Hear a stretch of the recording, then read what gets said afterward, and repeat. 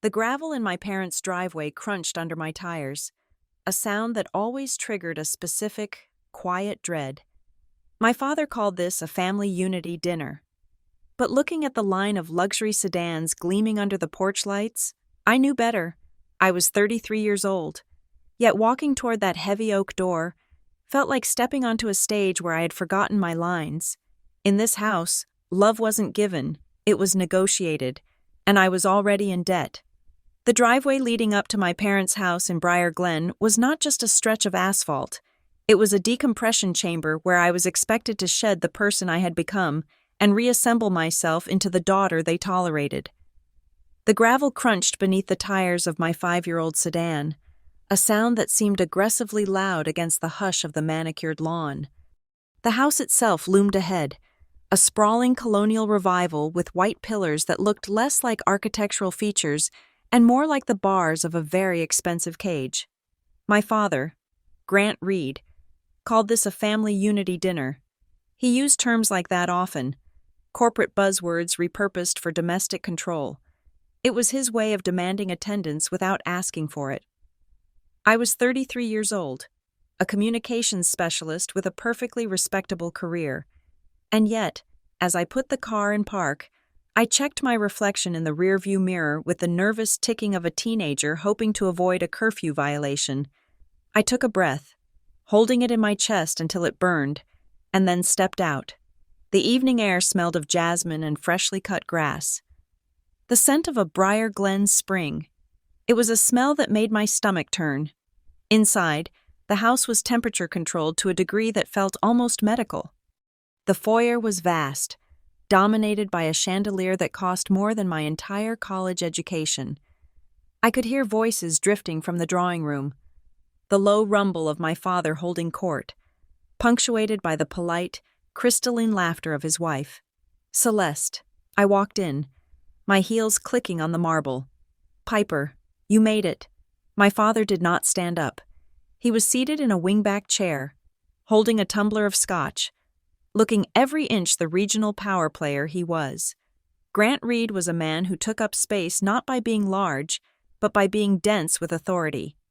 I am sorry I'm late, I said, automatically checking my watch, even though I was exactly on time. Traffic on the connector was a nightmare. Celeste glided over, offering me a cheek that felt like cool porcelain. She smelled of expensive soap and judgment. We were just saying that you always have a dramatic entrance, Celeste said, her voice light, stripping the words of malice while leaving the sting intact. It is good to see you. Celeste, I lied. And there, sitting on the velvet settee next to my younger sister Talia, was the surprise. It was not just family. My father had invited an audience. Sitting with a poise that made the furniture look cheap was State Senator Mara Kessler. I froze. I had seen her face on billboards and in the local papers for years. She was the kind of politician who managed to look both approachable and terrifyingly competent. She wore a navy blazer and dark slacks, a sharp contrast to the pastoral florals Celeste favored. Senator, my father said, gesturing to me with his glass. This is my eldest, Piper. Mara Kessler stood up. She was shorter than I expected, but she had a gaze that felt heavy, like she was weighing my pockets with her eyes. She extended a hand. Ms. Reed, the senator said, your father has mentioned you. I shook her hand. Her grip was firm, dry, and brief. I hope he mentioned something good, I said, trying for a joke. My father laughed, a single, sharp bark. I told her you work in communications, Grant said. I did not bore her with the specifics of that little nonprofit you are attached to. The air in the room seemed to thin. This was the dynamic. This was the game. He invited powerful people into our home to show them everything he owned, and I was just another inventory item, one that he felt was depreciating in value. Let us eat, Celeste announced, clapping her hands softly. The roast is resting. We moved to the dining room. The table was set with the good china, the gold-rimmed plates that were usually reserved for Christmas or election cycles. I took my assigned seat across from Talia. My sister gave me a small, tight smile. She was 28, glowing with the sheen of a life that had followed the approved blueprint. She was engaged to a wealth management consultant. She volunteered at the art museum, and she never, ever contradicted Grant Reed. So, Senator, my father began as the soup was served. He unfolded his napkin with a snap. I imagine the upcoming session is going to be a bloodbath for the infrastructure bill. Senator Kessler took a sip of her water. She seemed to be observing the room rather than participating in it. It will be complex, Grant. But complexity is where the opportunity lies. My father beamed. He loved talk like this. It made him feel like a titan, a man who moved the levers of the world from his dining table. He spent the first course monologuing about zoning laws and municipal bonds, dropping names of donors and commissioners, clearly trying to signal to the senator that he was a man of influence, a man she needed in her corner. I kept my head down, focusing on my spoon. I was an expert at making myself small. If I did not move, if I did not speak, maybe the spotlight would not swing my way. But Grant Reed needed a foil. He needed a contrast to highlight his own success. Piper, he said, his voice dropping an octave, shifting from orator to inquisitor. I was telling Mara earlier about that project you are working on, the Community Garden Initiative. It is an urban green space revitalization, I said, keeping my voice steady. We are trying to get grant funding to turn vacant lots in the lower district into safe spaces for residents. Grant chuckled and looked at the senator. Safe spaces, he repeated, rolling the words around like a bad taste. You see, Mara, this is the difference between generations. We built things. We created industry. My daughter wants to plant tomatoes in a neighborhood where people cannot even pay their rent. It is about community health. Dad, I said, my grip tightening on my spoon, it is about dignity. Dignity does not pay the mortgage. Piper, he shot back, the smile vanishing from his face. Dignity is a luxury for people who have actually accomplished something. The table went silent. Talia looked down at her plate. Celeste picked up her wine glass, inspecting the rim. I felt the heat rising in my cheeks. This was not new. This was the script. But doing it in front of a state senator felt like an escalation. He was using my humiliation as a bonding exercise. I am happy with my work. I said quietly, happy. Grant scoffed. He leaned forward, planting his elbows on the table. You are 33 years old. Piper, you are renting a one-bedroom apartment on the edge of town. You are driving a car that sounds like a lawnmower. You have a degree from a top university that I paid for. And you are using it to write newsletters that nobody reads. Grant, Celeste murmured. Not at the table. No. Celeste, he said, not looking at her. She needs to hear it. She walks around with this air of moral superiority because she is not chasing money. But let us be honest. It is not morality. It is fear. You are afraid to compete in the real world. Piper. So you hide in that little nonprofit and pretend you are saving the world. I felt tears pricking the back of my eyes. Hot and sudden. I fought them down. I would not cry. I would not give him that. I am not hiding.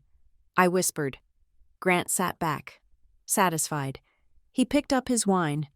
You have wasted your potential, he said, delivering the verdict with a casual cruelty that took my breath away. You are smart. Piper, you have your mother's sharp tongue, but you have no spine. He took a sip of wine, swishing it in his mouth before swallowing. Worthless is harsh, but accurate, he said. The silence that followed was absolute. It was a physical weight, pressing down on the table. The word hung in the air. Worthless. I looked at my sister. She refused to meet my eyes.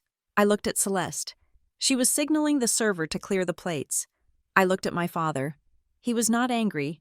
He looked bored. I am sorry, I said. The words left my mouth before I could stop them. It was a reflex, a survival mechanism honed over 3 decades. I apologized for his cruelty. I apologized for existing in a way that disappointed him. I apologized for the air in the room. I'm sorry you feel that way, I added, trying to salvage a shred of dignity. Grant waved his hand, dismissing me. Do not apologize. Piper, just do better. I stared at the tablecloth, listening to the blood rushing in my ears. I wanted to stand up. I wanted to flip the table. I wanted to scream until the windows shattered, but I sat there. I sat there because that is what he had trained me to do. Then, a voice cut through the tension. It was not loud, but it possessed a clarity that made everyone freeze. Tell me. Piper, Senator Kessler said. I looked up. The senator was not looking at my father. She was looking directly at me, her expression unreadable. Your mother, she said. Elise. My father stiffened. I saw it in his shoulders. The mention of my mother was rare in this house. She had been dead for 10 years, and her name had been slowly scrubbed from the conversation, like a stain on the carpet. What about her? I asked, my voice trembling slightly. I recall she was involved in community work as well, the senator said, before she passed. Grant cleared his throat loudly. Elise was a social butterfly. Mara, she dabbled. It was mostly ladies' luncheons and silent auctions. The senator did not look at him. She kept her eyes on me. I seem to remember it being more substantial than that. She said, specifically, the Briar Glen Youth Resource Fund. The name hit me like a splash of cold water. The Youth Resource Fund. I had not heard those words in a decade. It was a ghost phrase, something from the periphery of my childhood memory. I remembered my mother at the kitchen table, surrounded by papers, talking on the phone in hushed tones. I remembered the logo, a stylized tree with hands for leaves. I think so, I said, frowning. I remember the name. Why? Grant laughed, but the sound was brittle. It cracked in the middle. That was a lifetime ago. Mara, he said, a little pet project that never got off the ground.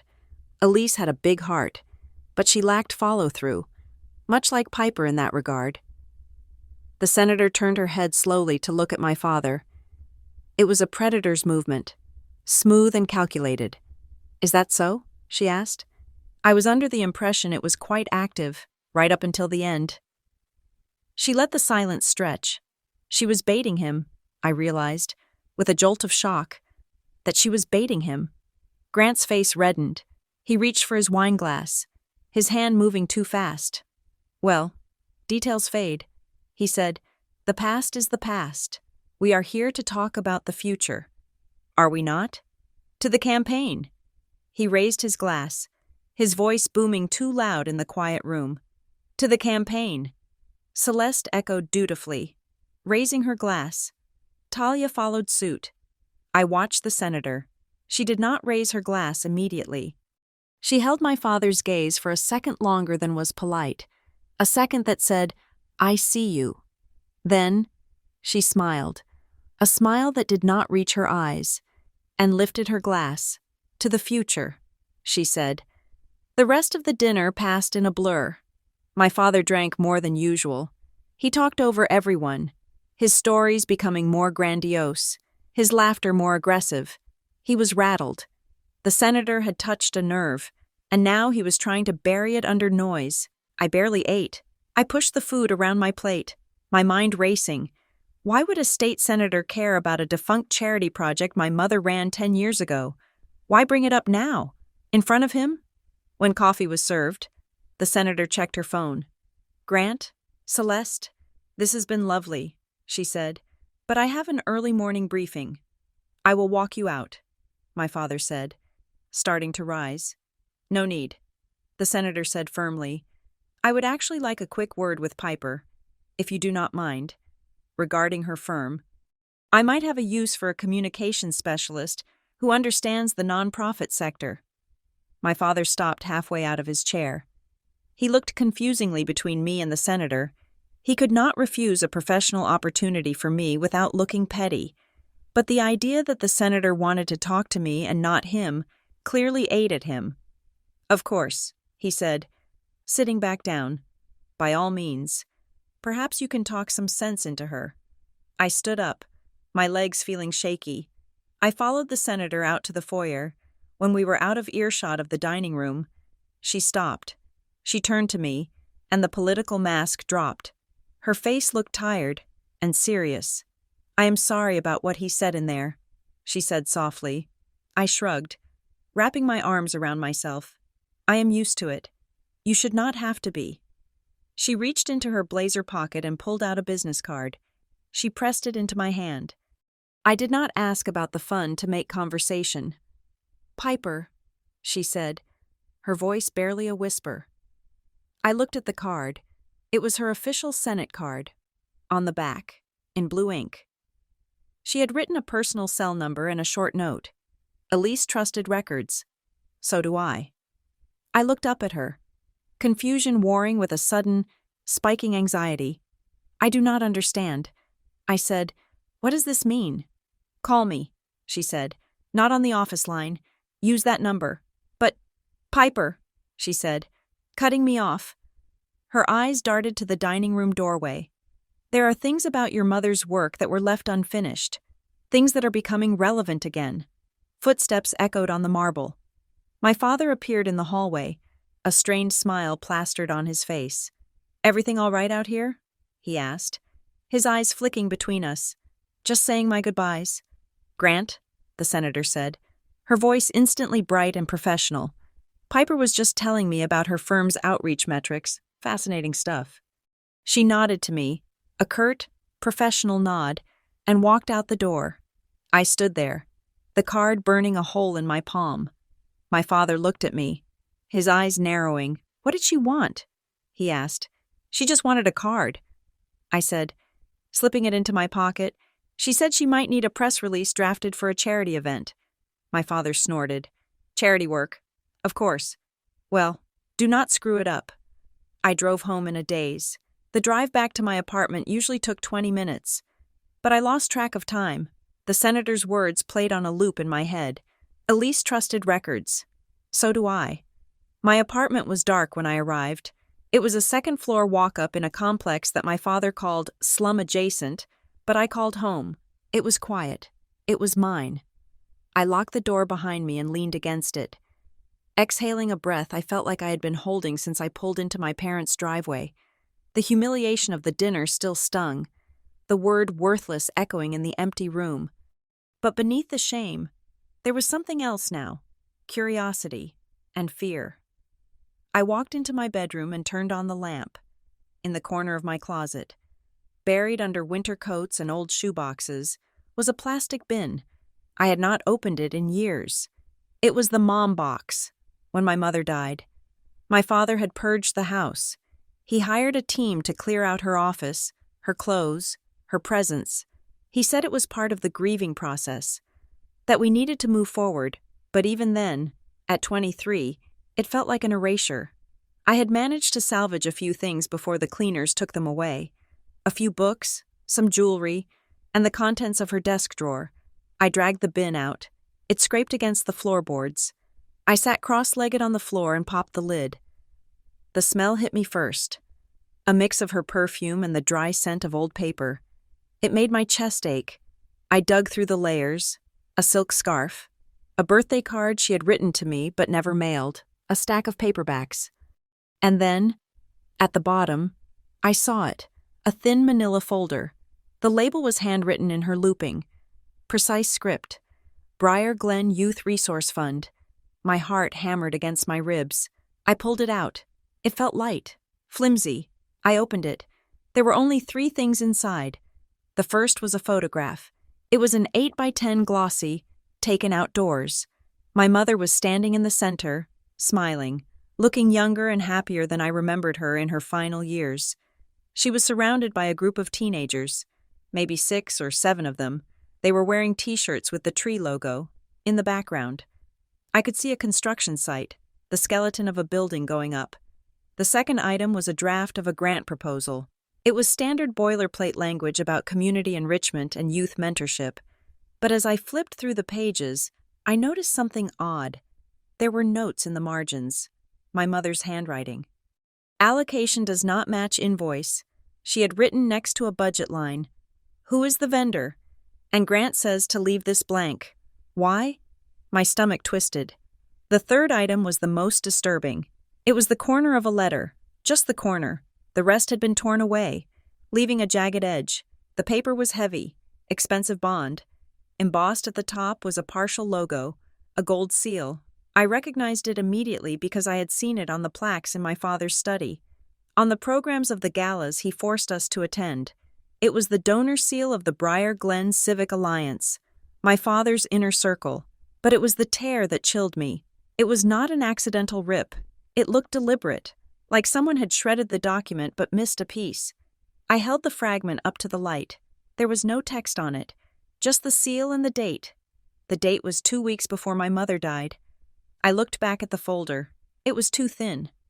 A project like this, a fund that a state senator remembered a decade later, should have had records, bank statements, rosters, meeting minutes. There was nothing. It was as if someone had gone through the file and removed everything that mattered, leaving only the scraps that looked innocent. Worthless is harsh, but accurate. My father's voice merged with the senator's. Elise trusted records. I sat on the floor of my closet, the torn paper in my hand. I thought about the way my father had panicked at dinner. I thought about the way he had dismissed my mother's work as a pet project. He was lying. I did not know what the lie was, or how big it was, but looking at the empty space in the folder, the space where the truth should have been, I knew one thing for sure. My mother had not just dabbled. She had been doing something real, and someone had made sure that whatever she was doing disappeared with her. I looked at the business card again. I typed the number into my phone, my thumb hovering over the save button. I was not worthless. I was the daughter of Elise Reed, and I was going to find the rest of the file. The coffee shop Senator Kessler chose was a place called The Percolator, located in a strip mall on the south side of Briar Glen. It was 3 miles and 2 tax brackets away from the country club where my father held court. The tables were formica. The fluorescent lights hummed with a headache-inducing frequency, and the air smelled of burnt beans and floor cleaner. It was the kind of place where you went to be invisible, which I assumed was exactly why Mara Kessler had picked it. I arrived 10 minutes early, my nerves vibrating like a plucked guitar string. I bought a black coffee that tasted like hot water and sat in the back corner, facing the door. My father's voice was still ringing in my ears from the night before. Worthless is harsh, but accurate. I had spent the night staring at the ceiling, alternating between shame and a cold, hard anger that settled in my stomach like a stone. When the senator walked in, she did not look like the woman who had sat at my parents' dinner table. She was wearing jeans and a nondescript beige raincoat. She wore no makeup, and her hair was pulled back in a severe ponytail. She looked less like a politician and more like a tired adjunct professor. She spotted me and walked over, sliding into the booth without a greeting. She placed a leather portfolio on the sticky table between us. "You came," she said. I touched the pocket of my cardigan, feeling the outline of the torn paper I had found in my mother's folder. "You gave me a cryptic note and invited me to a dive." I said, "I was curious." Kessler looked around the room, scanning the few other patrons, a construction worker on his phone, a student with headphones. "This is not a dive, Piper. It is neutral ground. Your father's influence has a distinct geography. It stops at the highway overpass." She tapped the table with a fingernail. A sharp, rhythmic sound. "I did not ask you here to talk about your job," she said. "I asked you here because I need to know what you have." "I have a job." I said, "Defensive, a real one." "I know," she said, dismissing my defense with a wave of her hand. "I meant what you have on Elise." I stiffened. "Look, Senator, if this is some kind of political excavation, I am not interested. My mother has been dead for 10 years. She is not a prop for your next campaign." Kessler looked at me, her eyes hard and flat. "I am not running for anything right now, Piper, and I am not looking for a prop. I am looking for the rest of a file that has been keeping me awake for a decade."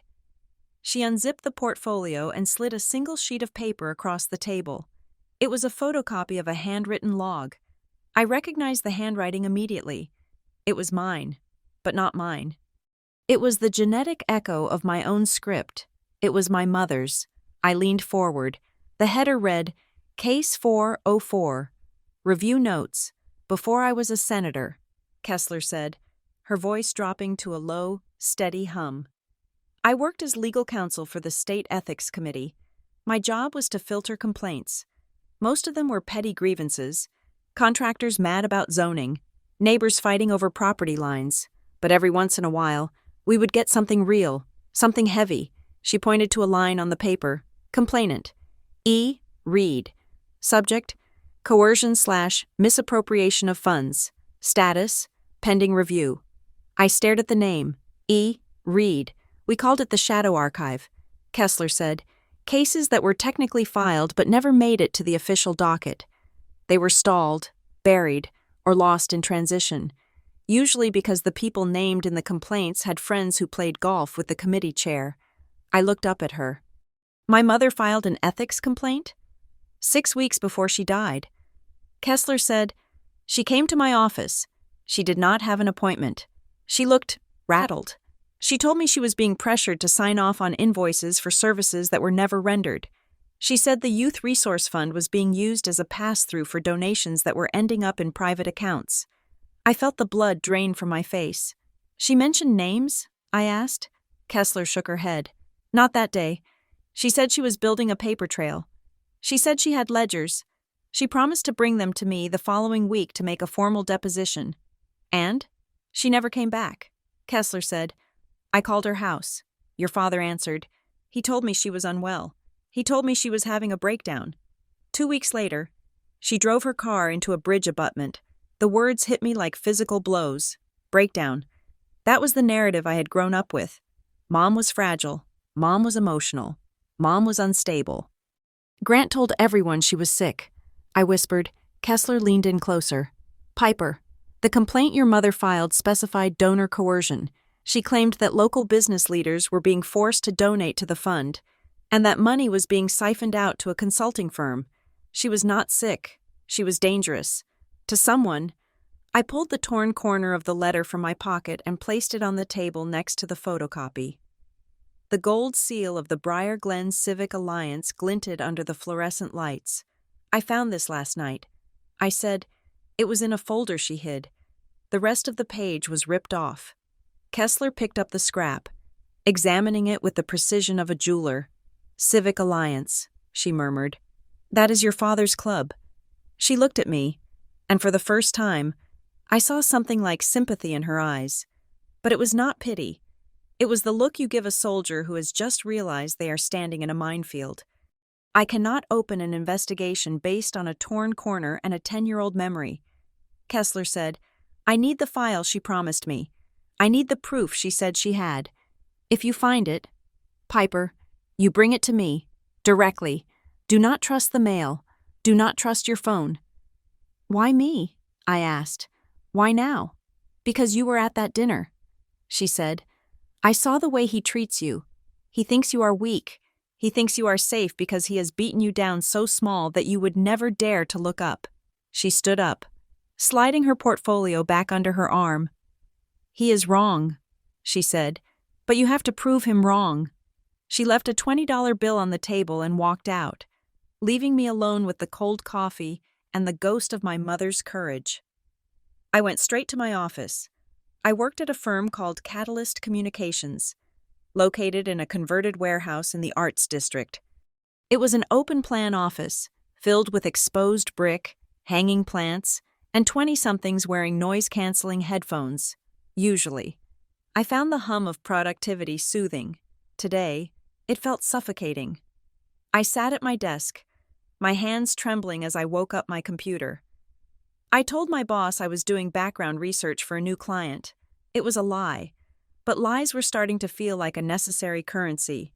I navigated to the Secretary of State's business portal. It was a public database, clunky and slow, but it held the DNA of every registered entity in the state. I typed in Briar Glen Youth Resource Fund.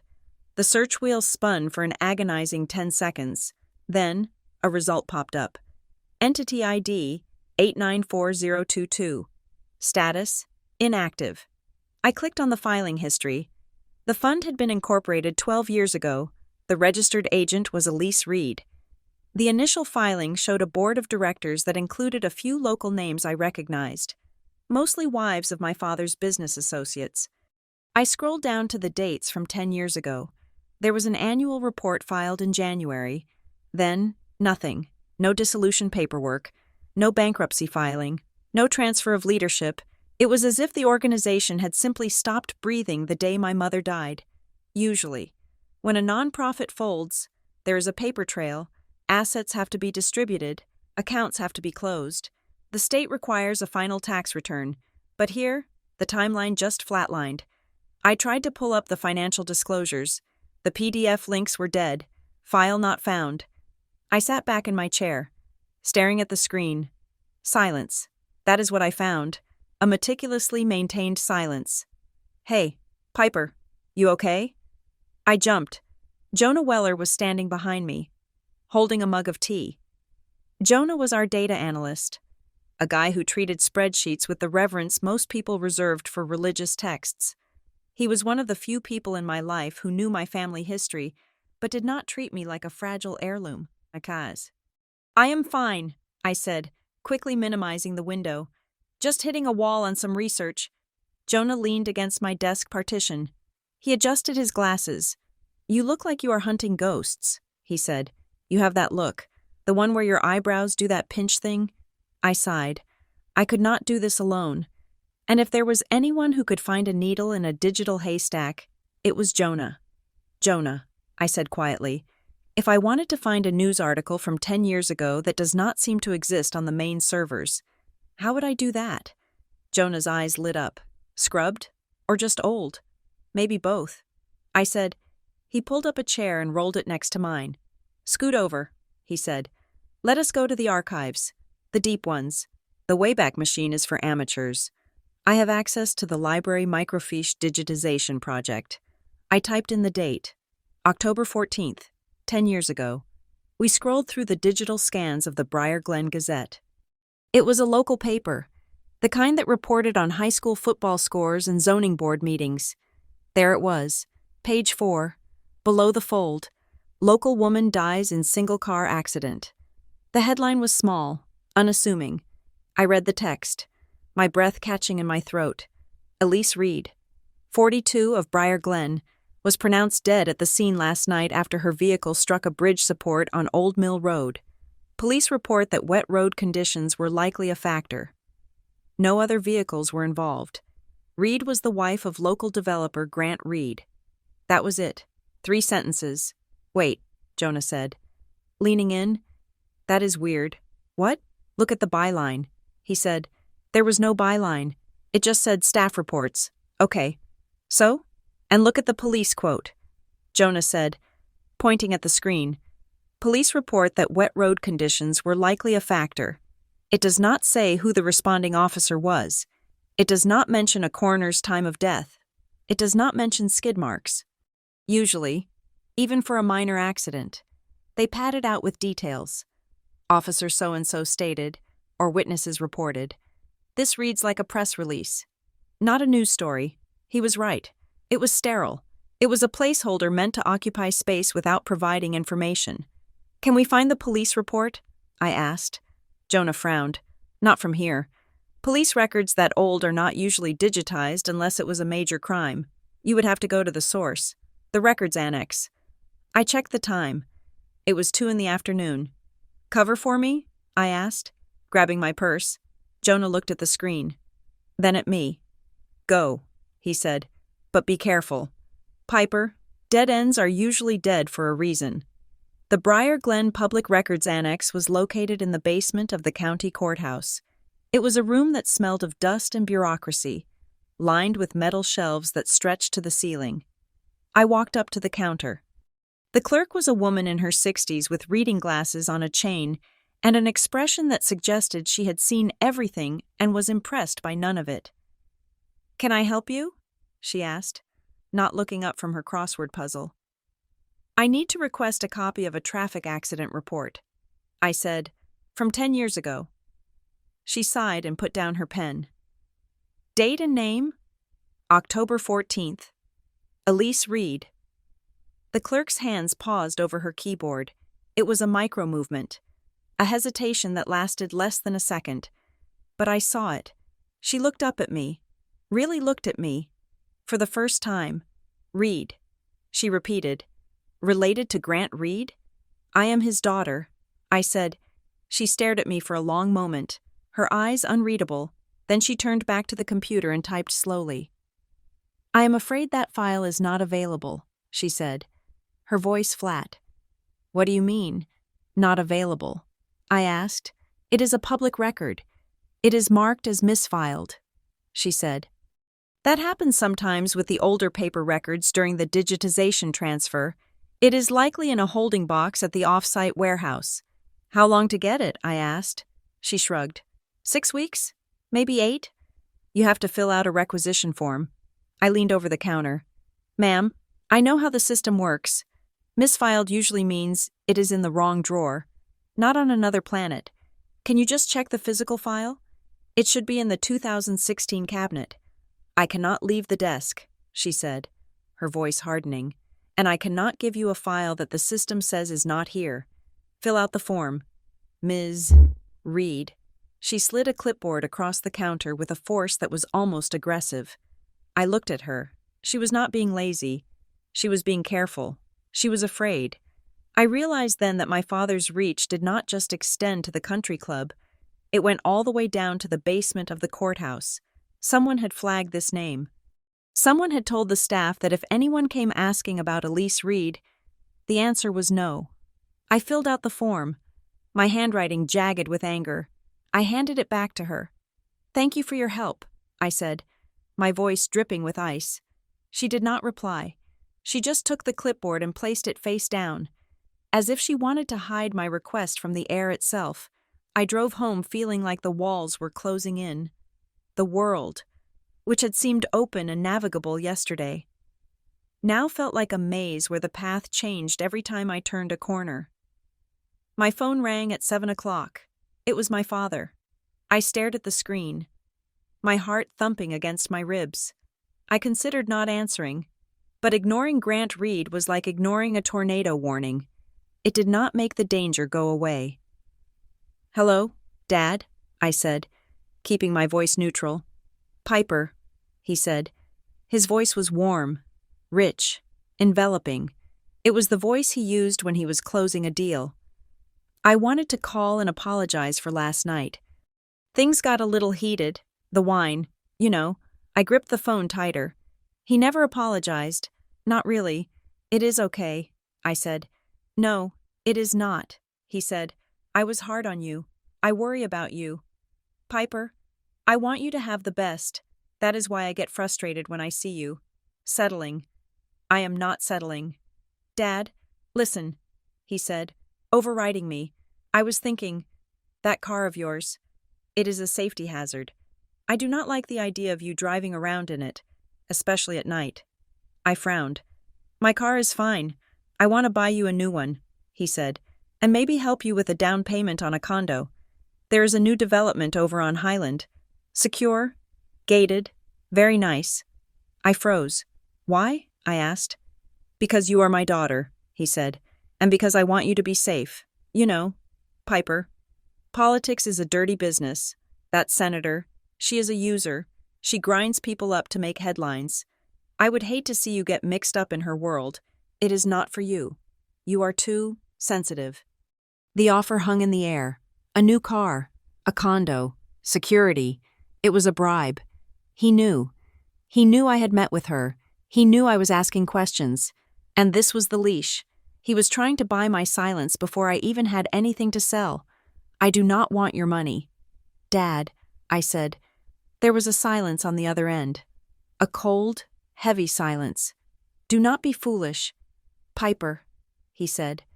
And the warmth was gone. The voice was steel now. I am not being foolish. I said, I am being an adult. I can buy my own car. You are making a mistake, he said. I hung up. My hands were shaking.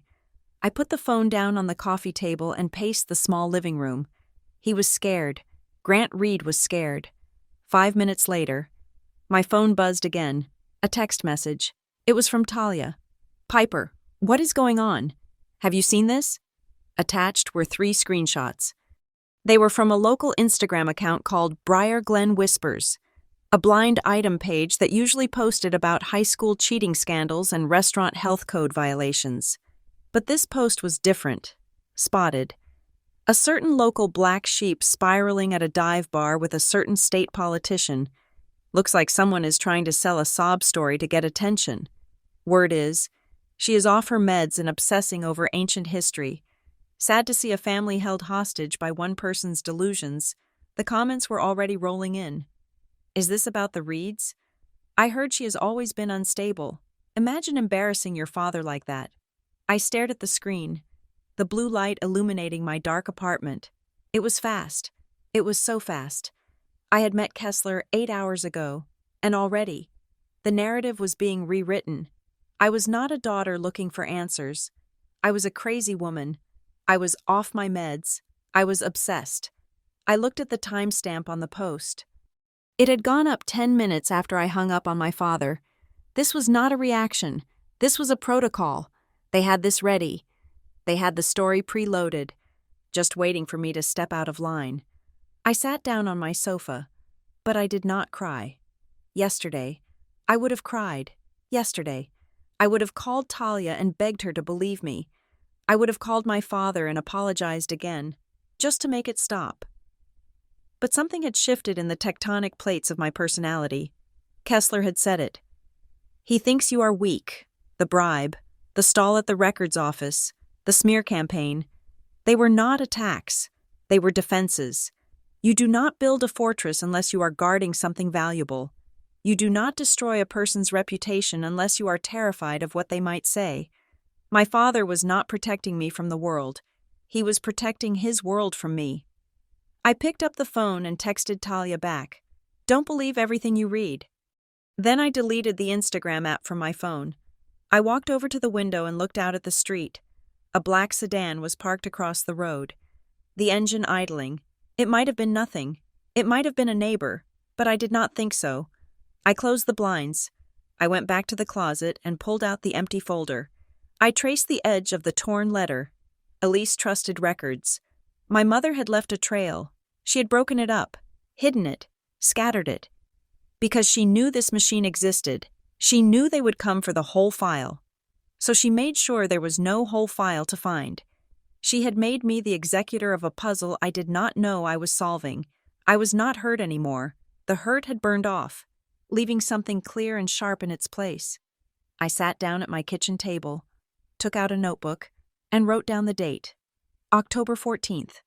Then I wrote, Grant Reed, Mara Kessler, the accident, the silence. I was going to fill in the blanks, not for the senator, not for the ghost of the mother I lost, but for the woman they were trying to erase. I picked up my pen. I was done shrinking. It was time to start writing the story they didn't want told.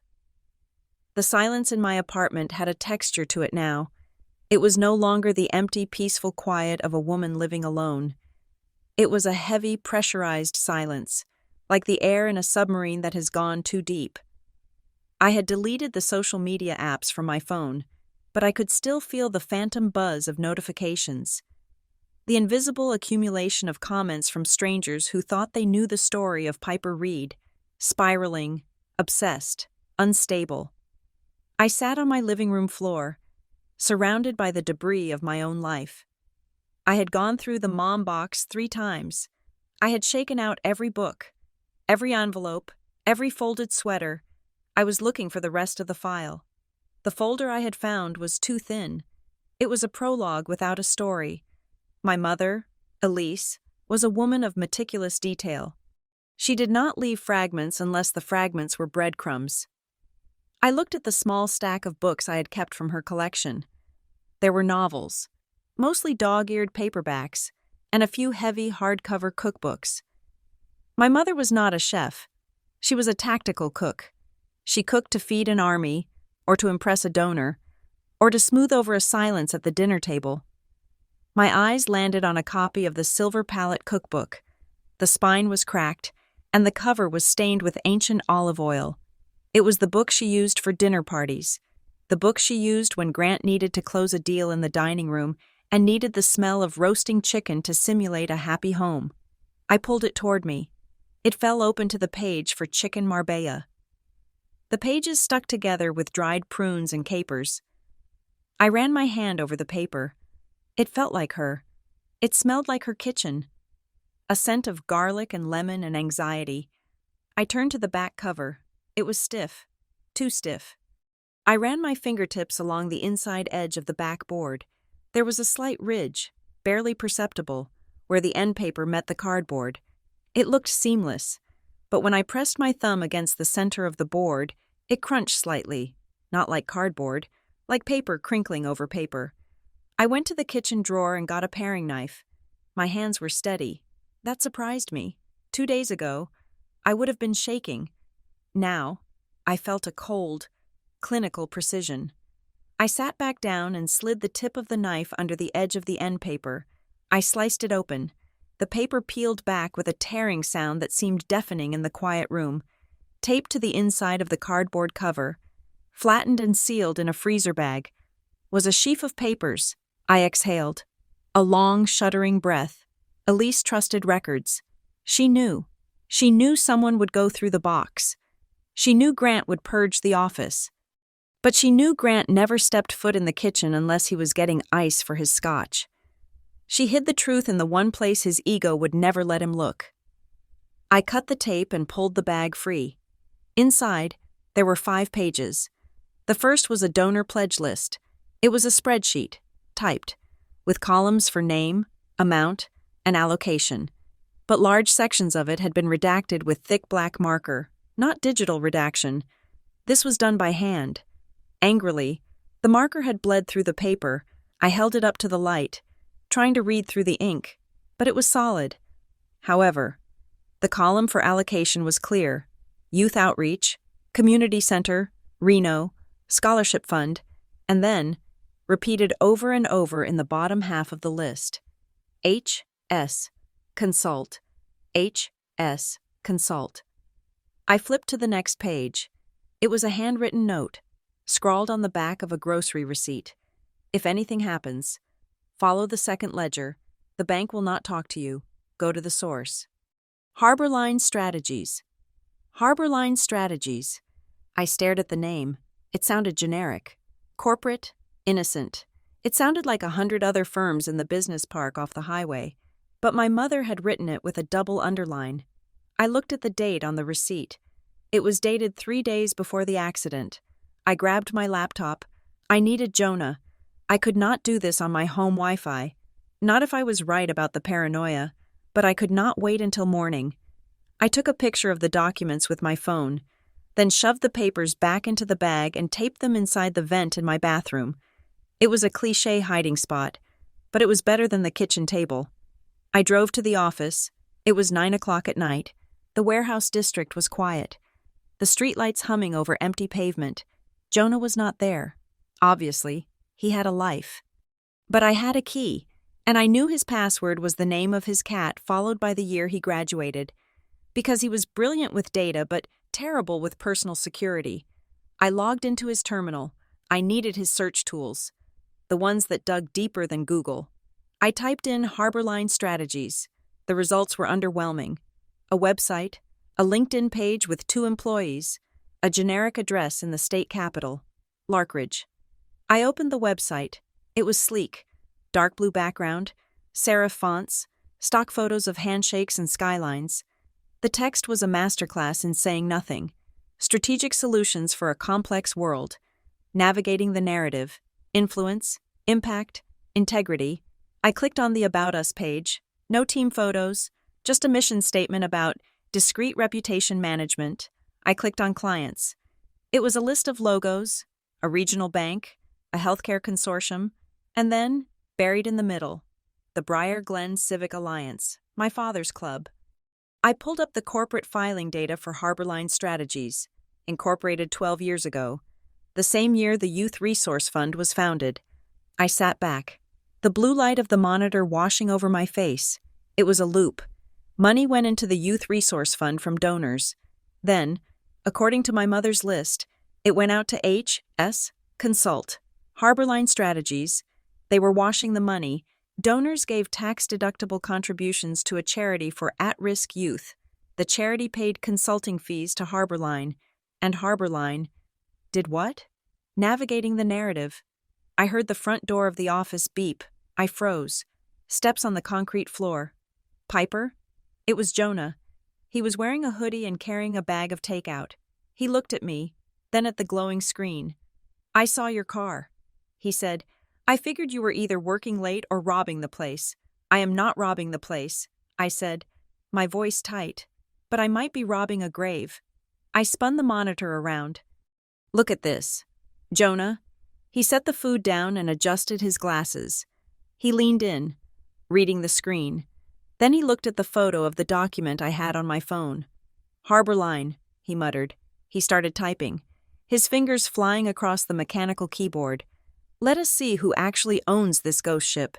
He pulled up a different database, one that tracked corporate officers. Harborline Strategies, registered agent, Marcus Vane. Vane. Jonah said, "I know that name. He was a spin doctor for the governor's campaign 2 terms ago. He is the guy you call when you want a scandal to die quietly." He kept typing. "Revenue streams," he murmured. "Look at this. Piper. They do not have any operational overhead. No office rent, no payroll taxes for staff. Just a massive inflow of cash from consulting fees and an outflow to—" He stopped. "To where?" I asked. "To a series of PACs," he said. "Political action committees, super PACs. The kind that run attack ads and shape polling data." He turned to me, his face pale. "Your mother's charity was not a charity. Piper, it was a laundry machine. They were taking local donor money, probably pressuring businesses to give, and funneling it into political warfare." "And my father?" I asked. Jonah looked at the screen again. "The Civic Alliance is the primary feeder," he said. "Your father is the president of the alliance. He was the gatekeeper. He collected the toll." I felt a wave of nausea. It wasn't just greed. It was power. My father used his influence to force people to pay into a system that bought elections. And when my mother tried to stop it, she hit a bridge. "We need more," I said. "This is just data. We need a story." The next morning, I got a text from the senator's burner number, noon, the benches by the duck pond in Ellington Park. "Bring a sandwich." I went. The park was full of young mothers with strollers and retirees feeding pigeons. It was aggressively wholesome. Sitting on a bench, wrapped in a trench coat that had seen better days, was a woman who looked like she was carved out of flint. She had gray hair chopped short and was smoking a cigarette with a defiance that suggested she dared the fresh air to complain. This was Daria Pence. I recognized her name. She had been an investigative heavyweight at the Tribune when I was in high school. Then she vanished. I sat down next to her. "You are Grant Reed's kid," she said, not looking at me. She blew smoke toward the pond. "I am Piper," I said. Daria snorted. "I knew your mother. She was too nice for this town, too nice for that house. Senator Kessler says you worked on the Youth Resource Fund story." I said, "Worked on it?" Daria laughed. A dry hacking sound. I had it nailed. I had sources. I had the flowcharts. I was ready to print. "What happened?" "What always happens," Daria said. "I got a letter, not a threat of violence. Those are easy. You can publish those. No, I got a legal threat. Libel, defamation, intentional infliction of emotional distress. They threatened to sue me, the paper, and my editor personally. They threatened to tie up my assets so I would not be able to pay my mortgage."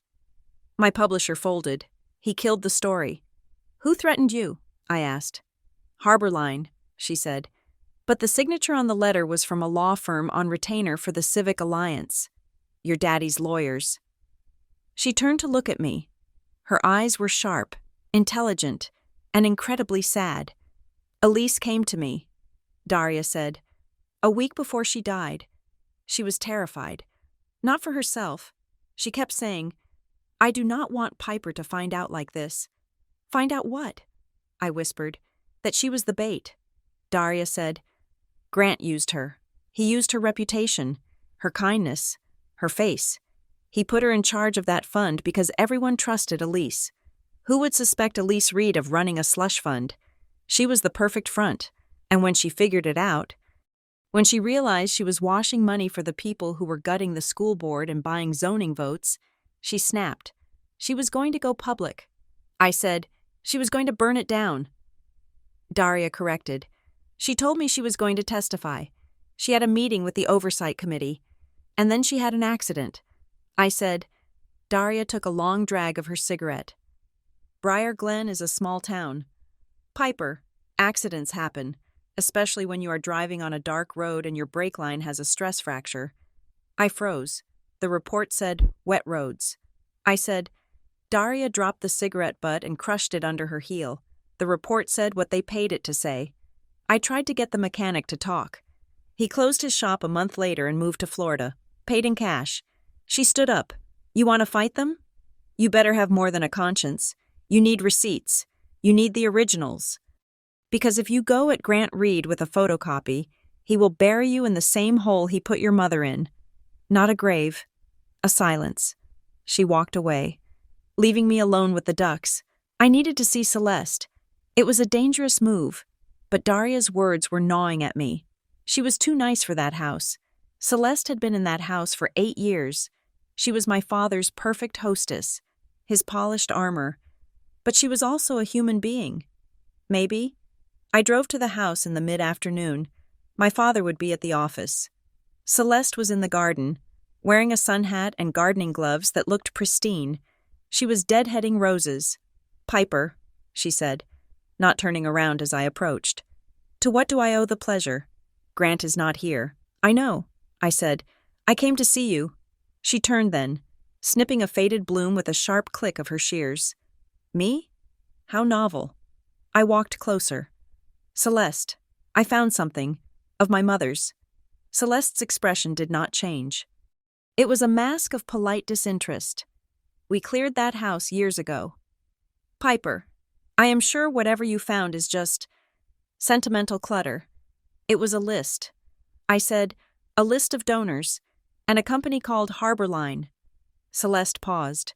The shears hovered over a rose. I do not know that name, she said, and frankly, Piper, I am concerned about you. Talia tells me you are asking people strange questions, digging up ancient history. It is morbid.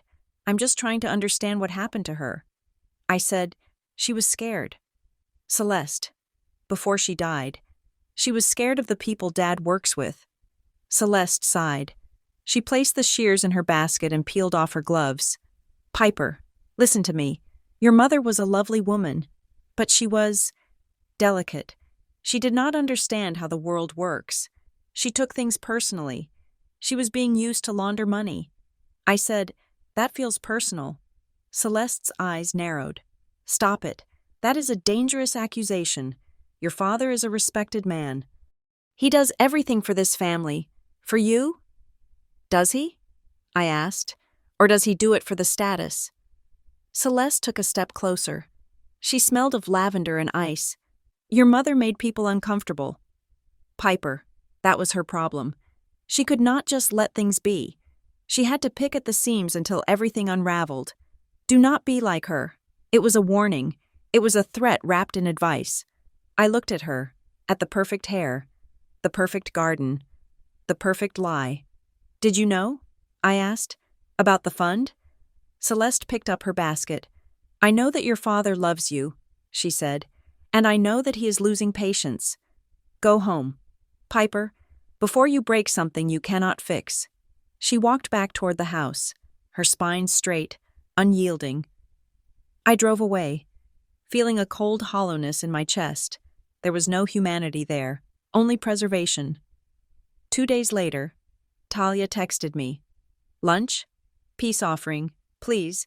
I hesitated, but she was my sister. And part of me, the part that was still a lonely child in that big house, wanted to believe she missed me.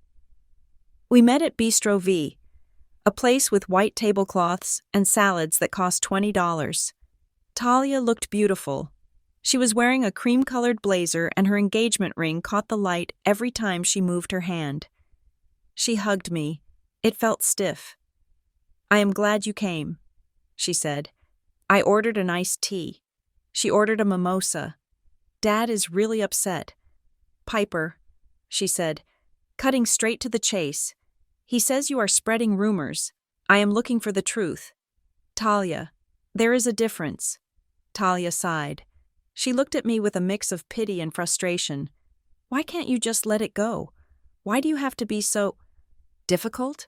Difficult? I laughed. Dad called me worthless at dinner. Talia, and you sat there and ate your soup. Talia flinched. He didn't mean it like that.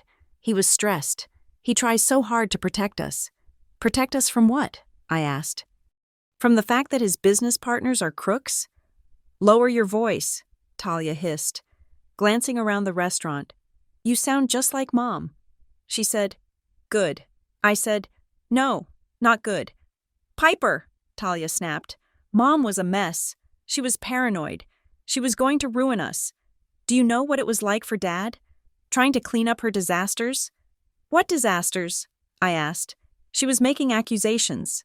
Talia said, crazy accusations. About his friends. About the money. Dad saved you. Piper, he saved you from the mess Mom was making. If she had lived. Do you think we would still have this life? Do you think I would be marrying Jason? Do you think you would have your degree? We would be pariahs. I stared at her. She believed it. She truly believed it. She thought the corruption was the safety net. She thought the lies were the foundation. You think he saved me? I asked quietly. Talia. He buried her. He kept the family together, Talia said, her eyes filling with tears. That is what a father does. And if you keep pushing, you are going to force him to choose again, and he won't choose you.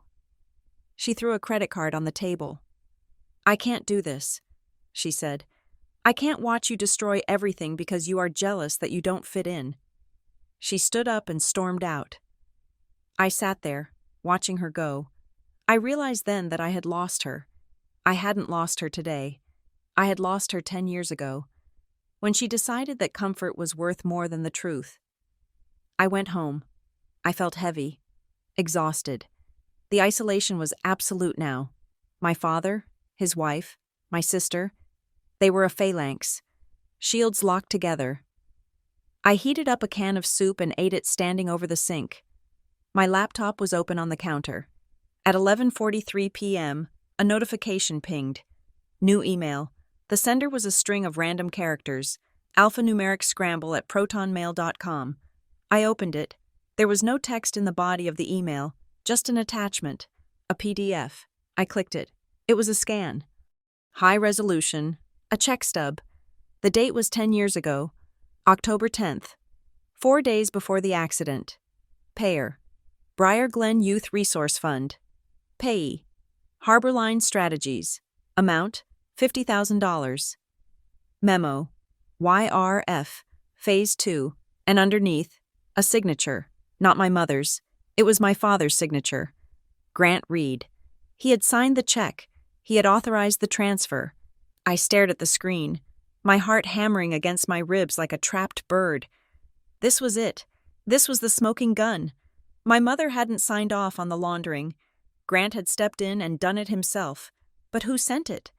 I looked at the subject line of the email. I hadn't noticed it before. Subject: keep your light on. I stopped breathing. Keep your light on. It wasn't a common phrase. It wasn't something you heard in movies. When I was a little girl, 6 or 7 years old, I was terrified of the dark. I would cry if the hallway light was turned off. My father would yell from downstairs to go to sleep. But my mother would come in. She would sit on the edge of my bed. She would rub my back and whisper, "It is okay. Piper, you can keep your light on. I will tell the monsters you are awake. Keep your light on." Only one person used that phrase, but she was dead. My mind raced. Was it a cruel joke? A hacker who had mined my childhood memories?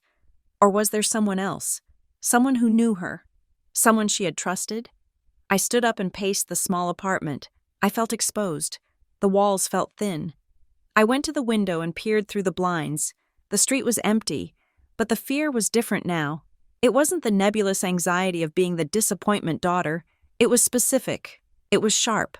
I looked back at the email. The check proved my father was directly involved. It proved Daria was right. It proved Kessler was right. And the subject line, it meant I wasn't alone. I sat down on the floor, pulling my knees to my chest. Worthless is harsh, but accurate. I replayed the dinner scene in my head. I saw his face. I saw the way his hand tightened on the wine glass. I saw the way he shouted over the senator. He wasn't arrogant. He was terrified. He had been terrified for 10 years. Every time he looked at me, he saw her. He saw Elise. He saw the loose end he hadn't managed to cut. He called me worthless because he needed to believe it. He needed me to be worthless, so I wouldn't be dangerous. But I wasn't worthless. I had the check. I had the ledger. I had the senator. And I had a ghost who was sending me emails. I didn't sleep that night. I sat in the dark, watching the street, waiting for the sun to rise. I was torn between a fragile, blooming hope and a paranoia that made every shadow look like a man in a suit. But I kept the lamp on my desk burning. Keep your light on. I would keep it on until I burned the whole house down. The clue about the second ledger had been gnawing at me for 24 hours. My mother, Elise, was not a woman who spoke in riddles, but she was a woman who understood contingencies. If the first ledger was the bait, the second ledger was the hook. I found the receipt for the storage unit tucked inside a pocket of her old gardening apron, which I had almost thrown away 3 times. It was a faded thermal slip from a place called Secure All Self-Storage, located on the industrial fringe of the county, past the auto body shops and the cement plant. The account name was listed as E. Calloway. Calloway was her mother's maiden name. It was a name that had not legally existed for 20 years. I took a sick day from work. I told my boss I had a migraine, which was technically true. The pressure behind my eyes felt like a storm front that refused to break. The storage facility was a bleak grid of corrugated metal and asphalt, surrounded by a chain-link fence topped with razor wire. The air smelled of diesel and wet cardboard. I walked into the front office, a glass box that smelled aggressively of pine air freshener. The manager was a man with a neck tattoo and eyes that suggested he had seen everything and found it all disappointing. "Can I help you?" he asked, not looking up from his phone. "I am here to access Unit 402, I said. "The account is under Calloway." He looked up then. He looked at me, then tapped his keyboard. "Calloway," he muttered. "That unit has been on auto-pay for a decade. We hardly ever see anyone. I lost my key." I lied. My aunt sent me to clear it out. She is unwell. He stared at me. "I need ID," he said, "and proof of relation." I had prepared for this. I placed my birth certificate on the counter, along with my mother's death certificate, and an old utility bill I had found in the mom box that listed her full name, Elise Calloway Reed. It was a paper trail of identity, linking the ghost to the woman standing in front of him. He looked at the documents, chewing his gum slowly. "You are the daughter?" he asked. "Yes." He pushed the papers back. "Funny," he said. "What is funny? Usually, it is the guy who comes to check on it." My stomach dropped. "A guy?" I asked, keeping my voice steady. "What guy?" "Older guy," the manager said. "Nice suit. Drives a big sedan. He comes by maybe once a year. Never goes inside. Just drives up, sits in his car in front of the unit for 10 minutes, and drives away." I figured he was checking the lock. My father, Grant Reed, had been visiting this storage unit for 10 years. He never opened it. He just sat there. Why? Was he making sure it was still there? Was he afraid to open it? Or was it some twisted form of vigil, sitting outside the tomb of the secrets he had buried? "He is not on the access list," I said quickly. "Just Elise Calloway." The manager shrugged. "Like I said, he never goes inside, just looks." He handed me a bolt cutter and a new padlock key. "If you lose the key, you have to cut the lock," he said. "And you pay for the replacement." I walked down the long, echoing row of metal doors. Unit 402 was near the back. The paint was peeling, and the metal was cool to the touch. I used the bolt cutters. The sound of the metal snapping was like a gunshot in the quiet alleyway. I slid the latch back and rolled the door up. It rattled and groaned, protesting the movement. Dust motes danced in the shaft of sunlight that cut into the darkness. The unit was small, 5 by 5. It was not filled with old furniture or broken lamps. It was clean.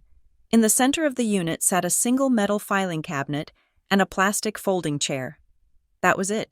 It looked less like a storage unit and more like a bunker. I walked in. The air was dry and still. I approached the filing cabinet. It was unlocked. I pulled the top drawer open. Hanging folders, dozens of them, neatly labeled in my mother's handwriting. Civic Alliance, 2012. Civic Alliance, 2013. Harborline Strategies. Correspondence. Zoning Board.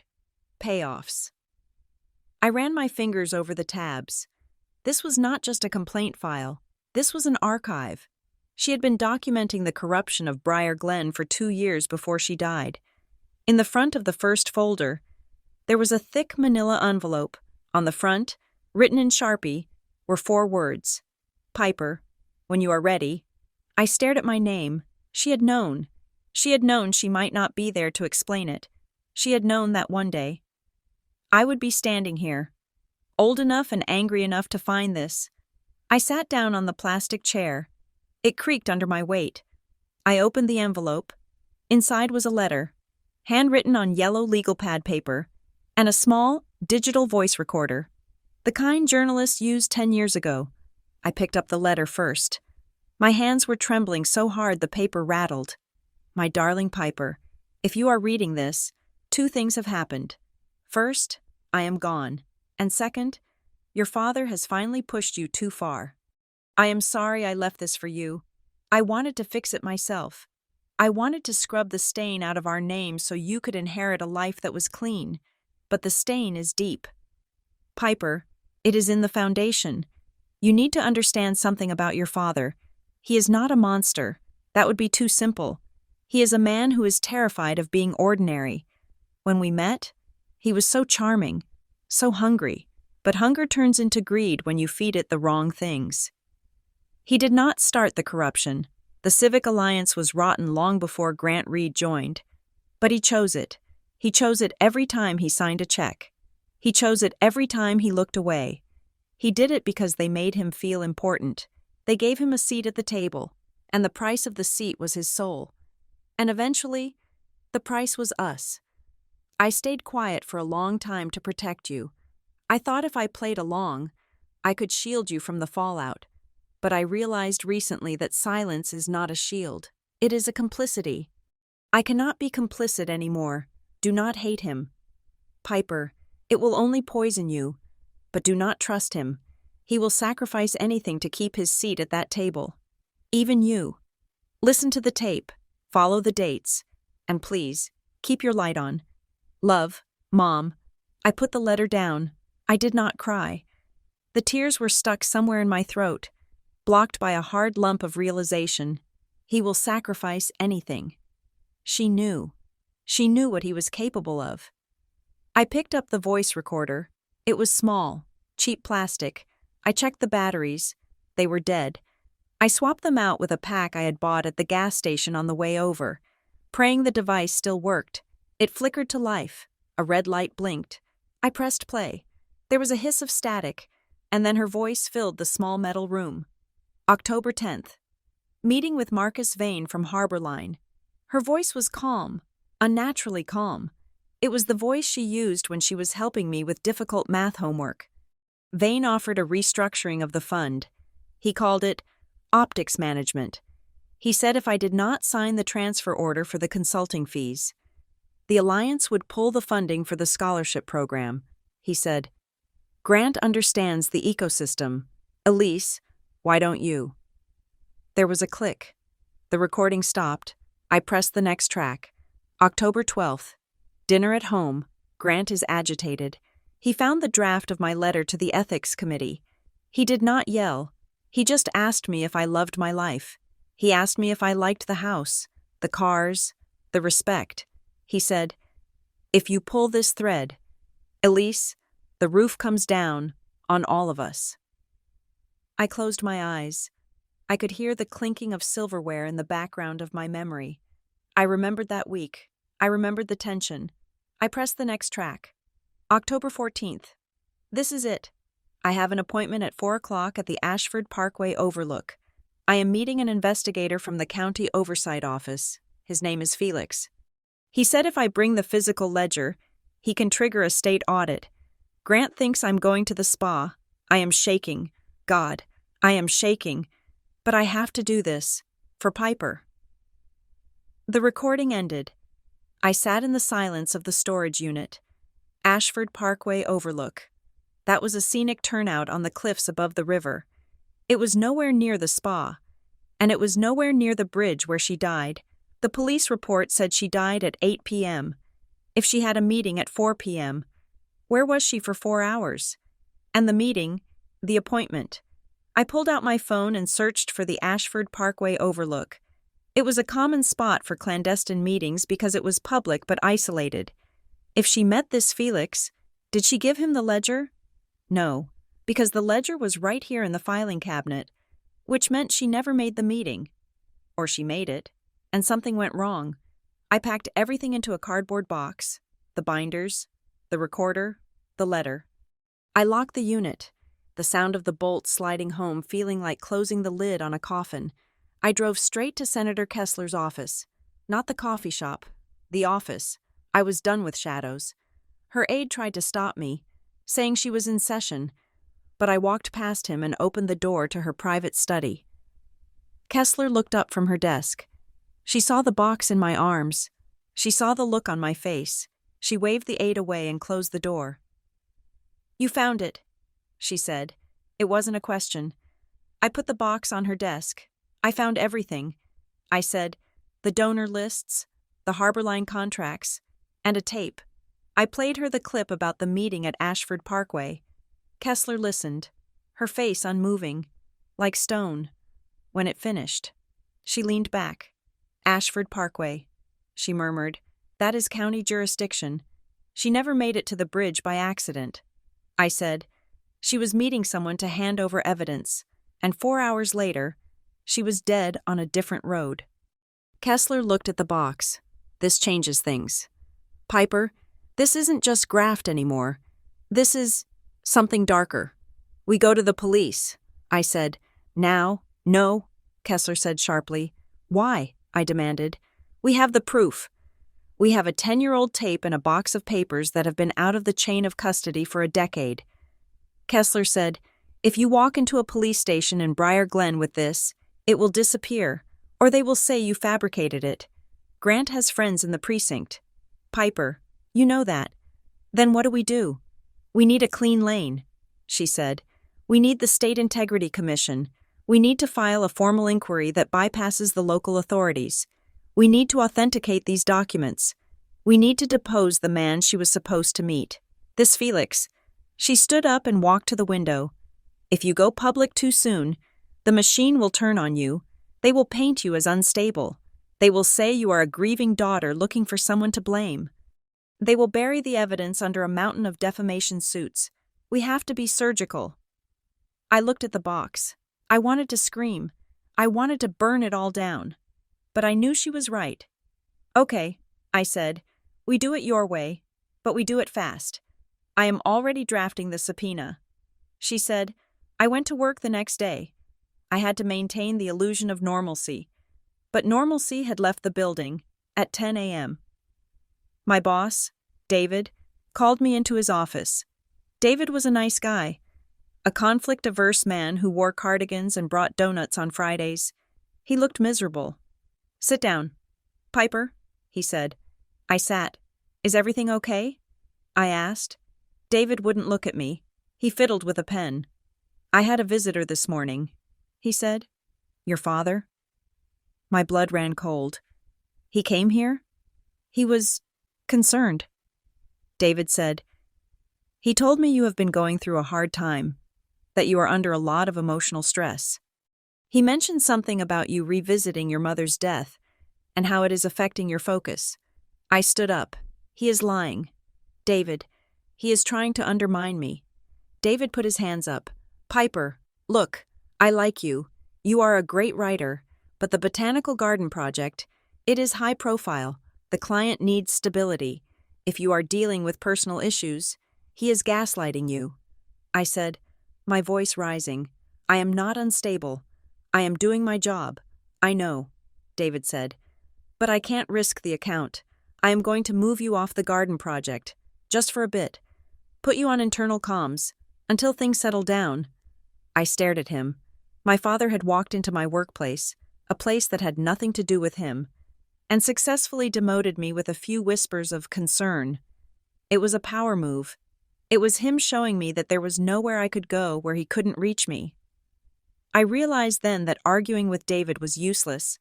Grant had already framed the narrative. Any anger I showed would just prove his point. See? She is irrational. She is spiraling. I took a deep breath. I forced my face into a mask of calm. I understand. David, I said, you have to do what is best for the firm. David looked relieved. Thank you for understanding. Piper, take some time. Get some rest. I walked back to my desk. I did not get some rest. I opened a new document on my computer. I named it the timeline. I started typing. October 24th, 2026. 10:15 a.m. Grant Reed visited my employer. Catalyst Communications spoke with David Myers. Result: removed from Botanical Garden Project. Tactic: character assassination disguised as parental concern. I wasn't begging to be understood anymore. I wasn't going to cry in the bathroom. I was going to document every text, every call, every smear. I took screenshots of the Briar Glen Whispers post. I printed out the email with the check stub. I logged the date and time of the storage unit visit.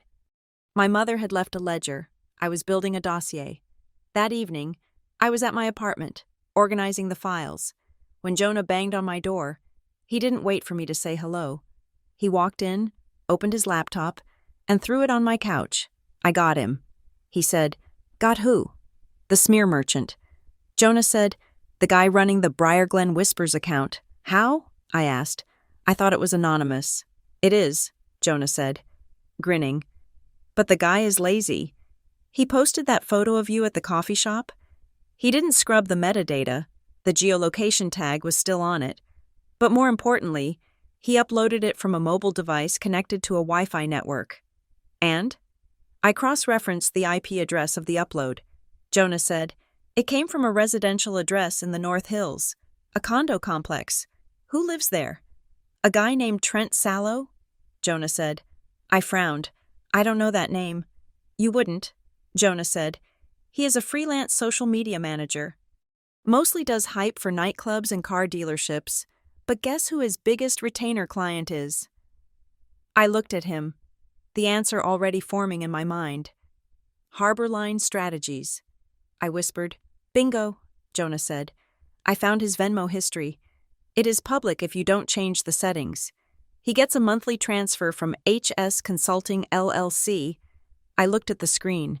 So it wasn't just a local gossip who saw me and Kessler. It was a hit.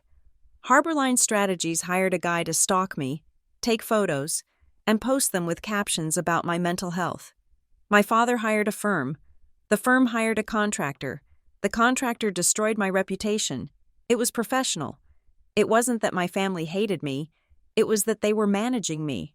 I was a PR crisis, and they were executing a containment strategy. I felt a strange sense of relief when it was just family cruelty. It hurt. It felt like a rejection of my soul. But this was business, and business I could fight. "We need to link Trent to Grant." I said, "We are getting there," Jonah said. "But Piper, if they are paying people to follow you," "I know." I said, "They are watching." I walked to the window. I didn't open the blinds. "Let them watch." I said, "They are watching the wrong thing." I went to the bathroom vent and pulled out the bag with the original documents. "I am going to Larkridge," I told Jonah. "To the capital?" "Yes.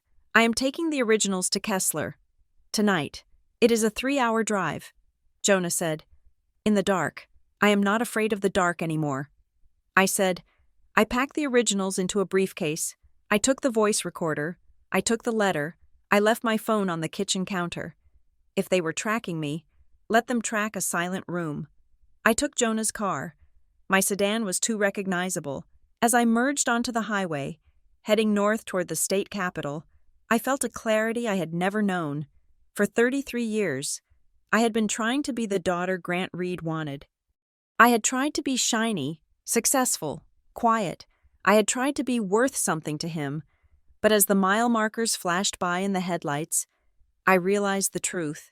I was worth something to him now. I was worth a $50,000 hush money check. I was worth a surveillance team. I was worth a coordinated smear campaign. He was spending a fortune to keep me quiet. I smiled, a cold, hard smile in the darkness of the car. Worthless is harsh, but accurate. No, Dad, you were wrong. I am the most expensive thing you ever made, and I am coming to collect. The pen in my hand felt heavier than a shovel. It was a standard-issue ballpoint, blue ink, cheap plastic barrel. But as I hovered over the signature line of the affidavit, it felt like I was holding a weapon. We were in a windowless conference room in the State Integrity Commission building in Larkridge. The air conditioning hummed with a monotonous, industrial drone. Across the table sat Senator Kessler, her arms crossed, watching me with that same unreadable intensity she had worn at my parents' dinner table. Next to her was a clerk, a young man who looked like he was barely out of law school, waiting to notarize the document that would effectively detonate my family. I, Piper Reed, do hereby attest. The document began. It was no longer a story in my head. It was no longer a box of dusty papers in a storage unit. It was a legal instrument. By signing this, I was swearing under penalty of perjury that my father, Grant Reed, had engaged in a conspiracy to launder money through a charitable organization. I was swearing that my mother, Elise Reed, had been silenced. "Are you ready?" Kessler asked softly. I looked at the stack of evidence we had attached, the copies of the ledgers, the Harborline Strategies corporate filings, the check stub with my father's signature. This is the point of no return. "Piper," she said, "once you sign that, it becomes a matter of public record. Not immediately, but eventually, there is no taking it back." I thought about the word worthless. I thought about the way my father had looked at me over his wine glass, dismissing my entire existence as a failed investment. I thought about the empty space in my life where my mother should have been. "I am ready," I said. I pressed the pen to the paper and signed my name. The scratch of the ink sounded loud in the quiet room. The clerk stamped it. "Clunk hiss. It is done," Kessler said. She stood up and gathered the files. "Now we wait for the gears to turn." The gears turned faster than I expected, but they ground against resistance I hadn't seen coming. 2 days later, I received a call from a number I did not recognize. "Ms. Reed, this is Felix Rourke. I am an investigator with the commission." His voice was like gravel, rough, tired, and utterly lacking in charm. I agreed to meet him at a diner halfway between Briar Glen and the Capitol. He was already in a booth when I arrived, a man in a rumpled suit who looked like he had been awake for 3 days. He had a cup of black coffee and my affidavit spread out on the table. He did not shake my hand. He just gestured for me to sit. "You have handed me a grenade. Ms. Reed," he said, not looking up from the papers. "Is that a problem?" I asked. Rourke looked at me then. His eyes were gray and cynical. "Grenades are messy," he said, "and in my experience, they usually blow up the person holding them just as often as the target." He tapped the copy of the check stub. "This is good," he said. "The signature is clean. We can verify the bank routing numbers. But the rest of this? The ledgers? The notes? It is hearsay. It is a dead woman's diary. It is evidence," I said, feeling defensive. "It is context." Rourke corrected. "Evidence is what I can prove in a hearing. I can prove money moved. I can prove your father signed a check. I cannot prove why. I cannot prove intent. And I certainly cannot prove murder based on a 10-year-old voice recording." He took a sip of his coffee. "I want you to understand how these cases die. Ms. Reed, they do not die with a bang. They die with a whimper. They die because originals go missing. They die because witnesses suddenly remember they have a vacation home in another state and cannot testify. They die because of friendly pressure. Friendly pressure? Your father is a powerful man in his zip code, Rourke said. But the people he works for? The donors on this list? They have reach that extends to the governor's mansion. I have seen solid cases evaporate because a commissioner got a phone call suggesting that his budget might be cut next fiscal year if he proceeded too aggressively. So you are saying we are going to lose, I said, my heart sinking. Rourke shook his head. No, I am saying we have to be perfect. I need the originals. Not copies. I need the actual ledger your mother wrote in. I need the actual tape. I have them. I said, they are safe. Keep them safe. Rourke said, do not put them in a bank deposit box in Briar Glen. Do not leave them in your house. And for the love of God, do not tell anyone where they are. He leaned forward. I am going to recommend a preliminary hearing, he said. We will subpoena your father. We will drag him into the light. But you need to be prepared. They will come for you, not with guns, with mud. They will try to make you look like a vindictive, unstable child who is destroying a pillar of the community for attention. They already started. I said, good, Rourke said. Surprisingly, that means they are scared.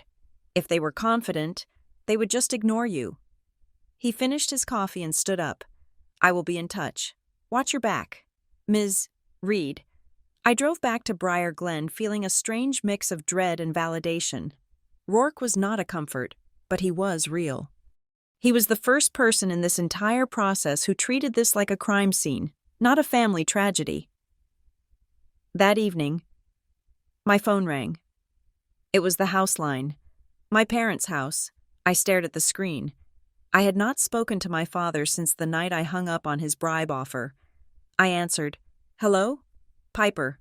It was Grant, but the voice was different. The booming authority was gone. The jagged anger was gone. He sounded old. He sounded hollow. Dad, I said, keeping my voice neutral. I want you to come to dinner, he said. I almost laughed. Dinner? I asked. You think we can just have dinner? Not at the house, he said quickly. A neutral place, the Chop House downtown, just the two of us. No Celeste, no Talia. Why? Because I am tired. Piper, he said, and because I think things have gone too far. I want to make peace. I held the phone tight. Peace. It was a trap. Of course it was a trap. He knew about the affidavit. He had to know. The commission would have notified him of the inquiry, but Rourke's words echoed in my head. They will come for you, if I refused. I was the unreasonable one. If I went, I was walking into the lion's den. But I was curious. I wanted to see him. I wanted to look him in the eye now that I knew what he was. Okay, I said. Tomorrow night, 7 o'clock. I hung up. I did not go unprepared. I bought a new digital voice recorder. A slim model that looked like a USB drive. I slipped it into my pocket, but then I hesitated. If he found it, if he patted me down or saw a light, he would claim I was trying to entrap him. He would spin it. She came wearing a wire. She is paranoid. I took the recorder out. I would not record the audio. I would record the memory. I grabbed a small notebook and a pen. I would write down everything the moment I got back to my car. I would be a stenographer of my own trauma. The Chop House was dim, smelling of aged beef and leather. It was the kind of place where deals were made in hushed tones, where the waiters knew to be invisible. My father was waiting in a booth in the back corner. He stood up when I approached. He looked thinner. His suit, usually tailored to perfection, hung slightly loose on his shoulders. His face was gray. The lines around his eyes deep trenches of stress. Piper, he said, thank you for coming. I did not hug him. I sat down opposite him. I am here to listen. I said. He ordered a scotch. I ordered water. He drank half the glass in one swallow. I got a letter today. He said quietly, from the State Integrity Commission. I didn't say anything. They are opening an inquiry, he continued, into the Youth Resource Fund, into the Civic Alliance, into me. He looked up at me. His eyes were bloodshot. You did this, he said. I told the truth. I said, there is a difference. Grant laughed, a dry rattling sound. The truth. You think the truth is some holy thing? Piper. You think it shines like a light, but it doesn't. The truth is just a wrecking ball. It swings, and it destroys everything in its path. It doesn't care who it hits. It hit Mom. I said. He flinched. He actually flinched. Elise, he whispered. He finished his drink and signaled for another. You think I wanted that? He asked. You think I wanted her to die? I think you wanted her to stop, I said. He looked at the table. He traced the rim of his glass with a shaking finger. She was out of control. Piper, you were young. You didn't see it. She became obsessed. She started digging into things she didn't understand. The donor network, the consulting fees. It was complex financial structuring. It was business. But she saw it as sin. It was laundering. Dad, I said, you were washing bribes. Grant waved his hand dismissively. Call it what you want. It is how the world works. It is how the roads get paved. It is how the zoning permits get approved. It is how I paid for your college. It is how we lived in that house. He leaned forward, his eyes locking onto mine. I begged her. Piper, I begged her to let it go. I told her, Elise, these people, they are not like us. They don't play by rules. If you threaten them, they will ruin us. I told her they would bankrupt us. I told her you would lose your future. She didn't care about the money. I said, no, he said bitterly. She didn't. She cared about her conscience. She was willing to burn our entire lives to the ground because she found a discrepancy in a spreadsheet. She was going to go to the authorities. She was going to name names, and so she had to go. I said, the air in the booth went cold. Grant looked at me, the mask of the grieving widower, the mask of the concerned father. It all slipped away. Underneath was just a frightened, weak man. It was inevitable. He said, the word hung there, inevitable. He didn't say I killed her. He didn't say they killed her. He used the passive voice of history, as if her death was a weather event, a natural disaster brought on by her own refusal to seek shelter. Once she decided to testify, once she made that appointment, it was inevitable, he repeated. The machine protects itself. Piper, it always does. I felt a cold rage spreading through my chest. It wasn't the hot anger of a child. It was the absolute zero of a judge passing sentence. I looked at him. I wanted to scream, but I didn't. I stayed grounded. I remembered Rourke's advice. Evidence is what I can prove. I leaned in, my voice quiet. Surgical. Who did Mom meet that day? I asked. Grant froze. His hand paused halfway to his mouth with the glass. What? He asked. The day she died. I said. She had a 4-hour gap. She didn't go to the spa. She didn't go shopping. She met someone. Who was it? He stared at me. His pupils dilated. He knew. I saw the knowledge in his eyes. It was a flicker of panic, a specific, terrifying memory surfacing. He put the glass down. I don't know what you're talking about, he said, but the silence that had preceded his answer was the loudest thing in the room. He knew exactly who she met. And that person was the link between the threat and the bridge. Stop this. Piper, he said, his voice rising. Stop digging. You are going to get hurt. Is that a threat? I asked. It is a promise, he spat. You think you are brave. You are just stupid. You are a little girl playing with matches in a powder keg. Drop the complaint. Retract the affidavit. Or what? I asked. Or you will end up just like her. He realized what he said the moment it left his lips. He clamped his mouth shut. I stood up. I threw a $20 bill on the table for my water. Thank you for dinner. Dad, I said, you just gave me everything I needed. I walked out of the restaurant. My legs were shaking, but I forced myself to walk slowly, calmly. I got into my car and locked the doors. I grabbed my notebook. My hands were trembling, but I forced them to work. 7:45 p.m., the Chop House. Grant Reed admitted knowledge of motive. Quote, it was inevitable. Quote, the machine protects itself. Quote, drop the complaint or you will end up just like her. implied threat of physical harm. I wrote it all down, every nuance, every pause. I drove home, checking my rearview mirror every 30 seconds. I pulled into my apartment complex. A car was waiting for me. It was Talia's white SUV. She jumped out as soon as I parked. She was wearing yoga clothes, her hair in a messy bun, her face streaked with tears.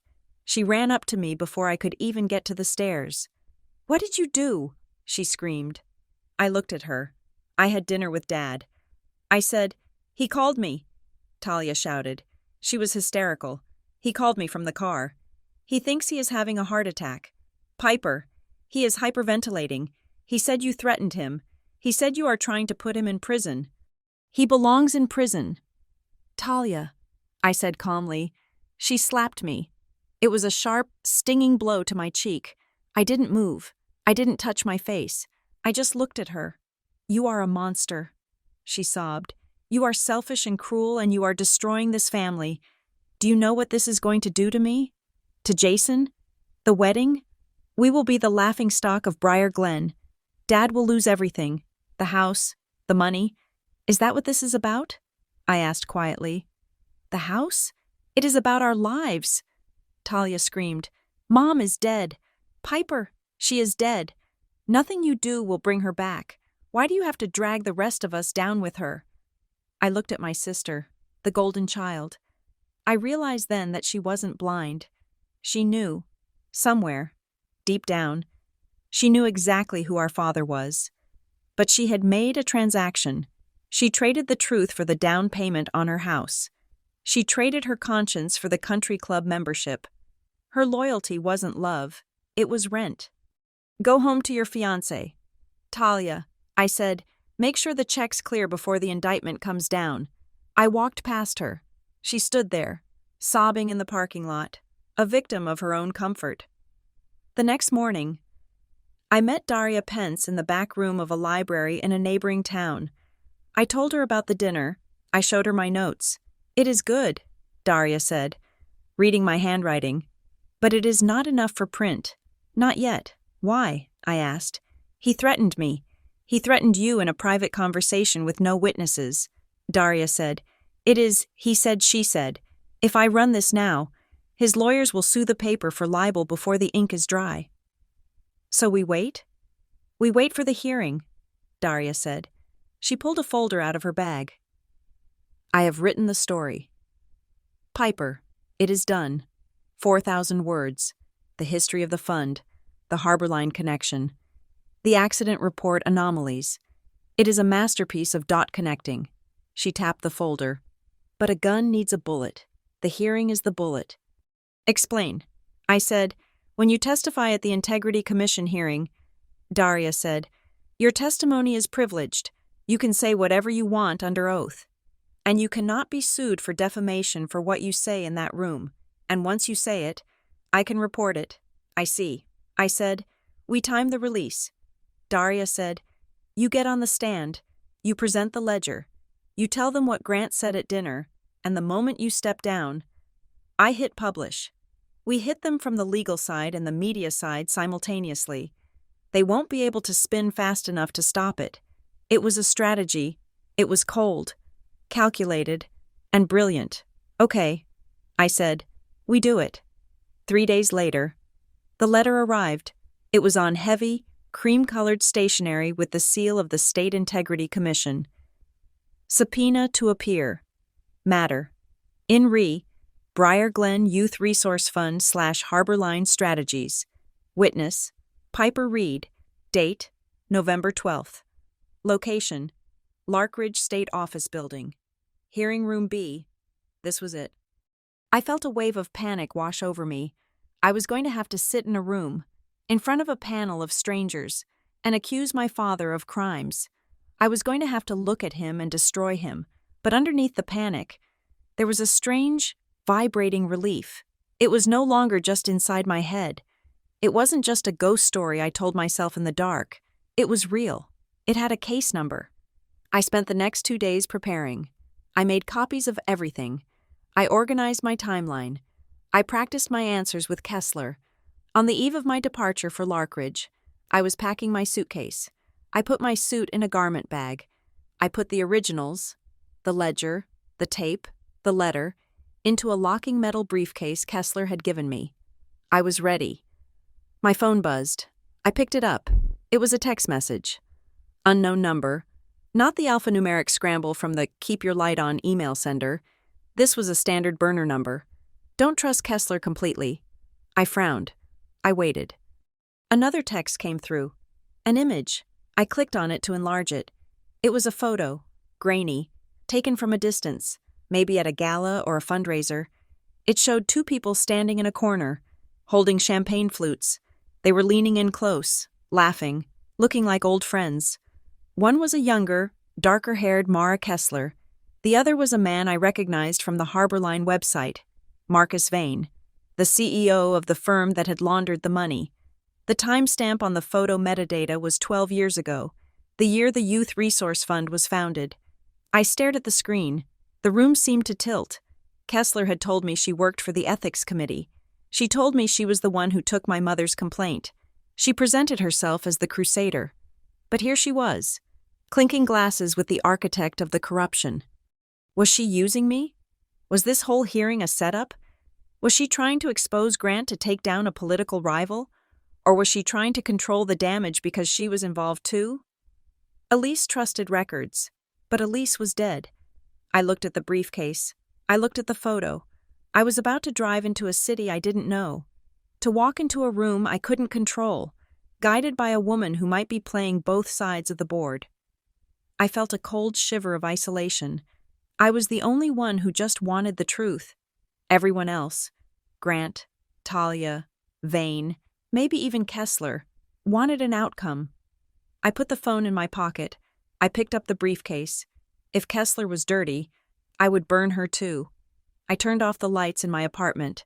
I was going to Larkridge, and I was bringing the fire. The drive to Larkridge was a 3-hour tunnel of darkness broken only by the rhythmic sweep of headlights against the asphalt.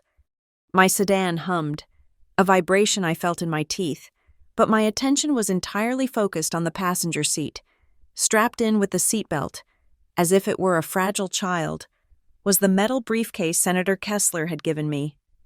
Inside lay the anatomy of a decade-long lie, my mother's ledgers, the voice recorder, and the letter that had changed the definition of my own name. I felt a strange, hollow nausea in my stomach. It was not just fear. It was the crushing weight of finality. For 10 years, the truth had been a ghost, something sensed but unseen, lurking in the corners of family dinners and silenced conversations. Now, I was about to drag that ghost into a fluorescent-lit hearing room and force it to speak. But there was a splinter in my mind. The photo. I touched my phone in my pocket. The image of Mara Kessler clinking champagne glasses with Marcus Vane, the architect of the money laundering scheme, burned in my memory. Don't trust Kessler completely. Was I walking into a trap? Was I the final piece of loose end that they needed to tie up, gathering all the evidence in one place so they could bury it, and me, under a seal of classified procedure? I gripped the steering wheel until my knuckles turned white. I could turn around. I could go home, burn the papers, and go back to being the worthless daughter who wrote newsletters and apologized for existing. No. My father's voice echoed in the car. Worthless is harsh, but accurate. He was wrong. I was not worthless. I was dangerous. And tonight, dangerous was exactly what I needed to be. I arrived in Larkridge just as the sun was bleeding a pale, bruised purple over the skyline. The state office building was a brutalist slab of concrete that looked designed to crush human spirits.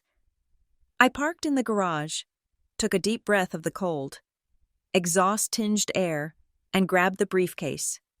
Senator Kessler was waiting for me in a small antechamber off the main hearing room. She looked impeccable in a charcoal suit, reviewing notes on a legal pad. When I walked in, she stood up, a practiced smile forming on her face. "Piper," she said, "you made it." I did not smile back. I walked over to the table, set the briefcase down, and pulled out my phone. I brought up the photo and slid it across the polished wood. "Explain this," I said. Kessler looked down. Her face did not crumble. She did not gasp. She looked at the image with a calm, almost bored detachment. "Marcus Vane," she said. "12 years ago, the governor's ball. You told me you fought these people." I said, my voice shaking with suppressed rage. "You told me you were the crusader. But here you are, toasting with the man who laundered the money that killed my mother. Are you playing me, Mara? Is this whole hearing just a way for you to control the blast radius?" Kessler sighed. She sat down and gestured for me to do the same.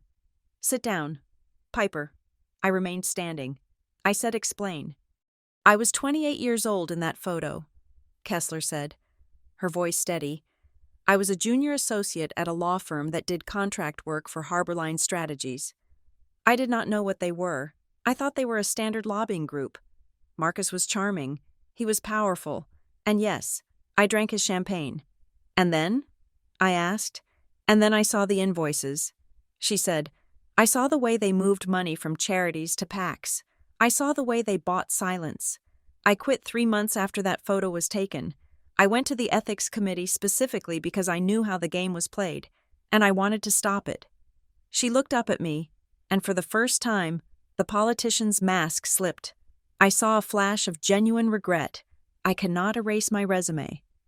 "Piper, and I cannot undo the fact that I was once naive enough to think I could change them from the inside. But I am not working for them. I am the one who kept your mother's file open when everyone else wanted to shred it." I stared at her. It was a plausible story. It fit, but trust was a luxury I could no longer afford. "I will testify," I said, picking up my phone. "But if I smell even a hint of a setup in that room, if I feel like you are softballing the questions or burying the evidence, I will walk out to the press line and I will show them this photo, and I will tell them you are part of the cover-up." Kessler nodded slowly. "That is fair," she said. "Shall we go?" The hearing room was smaller than a courtroom, but far more intimidating. It was lined with dark wood paneling and dominated by a raised dais where 5 commissioners sat like a tribunal. The gallery was sparse, mostly clerks, a few legal aides, and a handful of reporters who Daria Pence had likely tipped off. I took my seat at the witness table next to Kessler. The briefcase sat between us. The commission attorney, a man named Mr., sterling with glasses and a voice like dry paper, opened the proceedings. "Case number 4920, regarding the Briar Glen Youth Resource Fund and allegations of misappropriation." Sterling laid out the timeline. He was clinical. He projected a flowchart onto the screen. Donor A to Youth Resource Fund, Fund to Harborline Strategies, Harborline to Political Action Committee B. It looked like a plumbing schematic, but it was a schematic of theft. He spoke about the abrupt cessation of activity following the death of the registered agent, Elise Reed. He spoke about the coordinated social media campaign aimed at discrediting the witness, Piper Reed. Then, he looked at me. "The commission calls Piper Reed." I stood up. My legs felt like wood. I walked to the stand and placed my hand on the Bible. I swore to tell the truth. "Ms. Reed," Sterling began, "you have provided the commission with a series of documents recovered from a storage unit rented by your late mother. Can you describe how you found them?" I leaned into the microphone. "My mother hid them." I said, "She taped them inside the cover of a cookbook. She put them in a storage unit under her maiden name. She did this because she knew that if she left them in our house, they would be destroyed." Sterling nodded. "And why would they be destroyed?" "Because they implicate my father, Grant Reed, in a criminal conspiracy." I said. The air in the room seemed to vanish. I looked at the commissioners. "My father is a man who values status above all else," I said, my voice gaining strength. "He measures his worth by the people he knows and the fear he commands. 10 years ago, my mother threatened that status. She threatened to expose the fact that his prestige was bought with laundered money." I looked down at my hands. 2 weeks ago, at a dinner party. "My father called me worthless," I continued. "He said it to humiliate me. He said it to make me small. But I realized something. He didn't say it because he despises me. He said it because he needs me to be worthless. If I am worthless, I am not a threat. If I am worthless, no one will believe me when I say that he signed the checks that ruined this community. I reached into the briefcase and pulled out the original ledger. This is my mother's handwriting. I said, holding it up, this is the list of donors who were coerced. And this, I held up the yellow legal pad letter. This is her final statement, written days before she died. In it, she states clearly that she was being pressured to remain silent, and that she feared for her safety. I handed the documents to the clerk. My mother did not die in a tragic accident, I said, my voice ringing in the silence. She died because she had an appointment to tell the truth. Thank you. Ms. Reed, Sterling said, before I could step down. The heavy double doors at the back of the room swung open. A man in a dark suit walked in, flanked by two lawyers who looked like sharks in pinstripes. It was Grant Reed. He did not look like the broken man I had seen at the chop house. He looked polished. He looked powerful. He walked with the easy confidence of a man who owned the building. Mr. Chairman, one of his lawyers boomed, we object to these proceedings. My client, Mr. Reed, has not been properly served, and these allegations are the fantasies of a grieving and mentally unstable young woman. The chairman, a stern woman with gray hair, banged her gavel. Mr. Reed, this is a closed hearing. You are not subpoenaed to appear until tomorrow. I am here to help, Grant said, his voice smooth and rich. He walked past the bar, ignoring the bailiff. I am here because I am concerned about my daughter. He looked at me. His eyes were wide, filled with a performance of paternal anguish. Piper, honey, he said, please, don't do this. We know you are hurting. We know you have been off your medication. But dragging your mother's memory through the mud like this, it is not healthy. I froze. He was doing it right here, in front of the commission. He was gaslighting me on the record. He turned to the commissioners. My daughter has struggled with episodes since her mother's passing. Grant said, lowering his voice to a confidential whisper, she creates narratives, conspiracies. We have tried to get her help, but she refuses. This ledger? She likely forged it herself in a fit of delusion. I felt the heat rising in my face. The urge to scream, to throw the microphone at him, was overwhelming. That is exactly what he wanted. If I screamed, I was unstable. If I cried, I was hysterical. I looked at Kessler. She gave me a tiny, almost imperceptible nod. Stay cold. I took a deep breath. Mr. Chairman, I said, my voice slicing through Grant's performance. I am not on medication. I have never been diagnosed with a delusional disorder. And if my father is so concerned about my mental health, perhaps he can explain why he hired a firm called Harborline Strategies to pay a man named Trent Sallow to stalk me and post lies about me on social media? Grant stiffened. I don't know what you're talking about, he said. We have the Venmo receipts. Dad, I said, we have the metadata. Mr. Reed, the chairman said sharply, sit down or leave. Grant sat in the front row, his jaw tight. He glared at me, his eyes promising retribution. Then, Felix Rourke stood up. Mr. Chairman, the commission would like to introduce a new exhibit, Rourke said. He walked to the AV console. We obtained a subpoena for the security servers of the Briar Glen County Courthouse, Rourke said. Specifically, the records annex. A video feed appeared on the screen. It was grainy, black and white footage. It showed the interior of the records room. The timestamp was 2 weeks ago, 3 days before I had gone to ask for the accident report. In the video, a clerk, the same woman who had told me the file was missing, was standing at a filing cabinet. Next to her stood a man. He was tall. He was wearing a distinctive trench coat. He handed the clerk an envelope. She put it in her pocket. Then, she opened the drawer, pulled out a file, and handed it to him. The man turned to leave. As he walked past the camera, his face was clearly visible. It was not my father. It was the chief of police of Briar Glen. The room erupted in murmurs. This footage was taken 48 hours after Ms. Reed began making inquiries.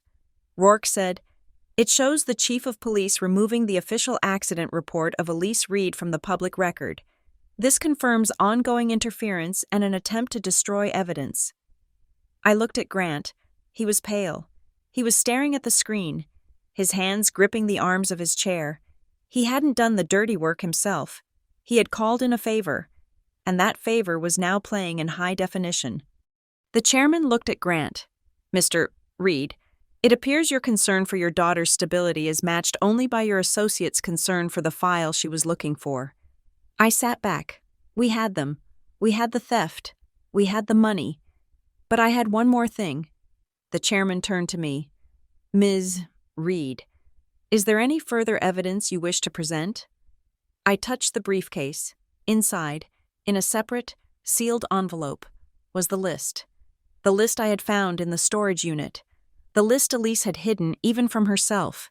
It was a list of names, not just donors, recipients, judges, council members, and one name that would shatter the state: the lieutenant governor. I had not shown this to Kessler. I had not shown it to Rourke. If I read these names aloud right now, it would be the end. It would be a nuclear detonation. The press would run with it. Careers would end by morning. But I had not verified it. It was a handwritten list. If even one name was wrong, if my mother had made a mistake, the entire case could collapse under a defamation lawsuit.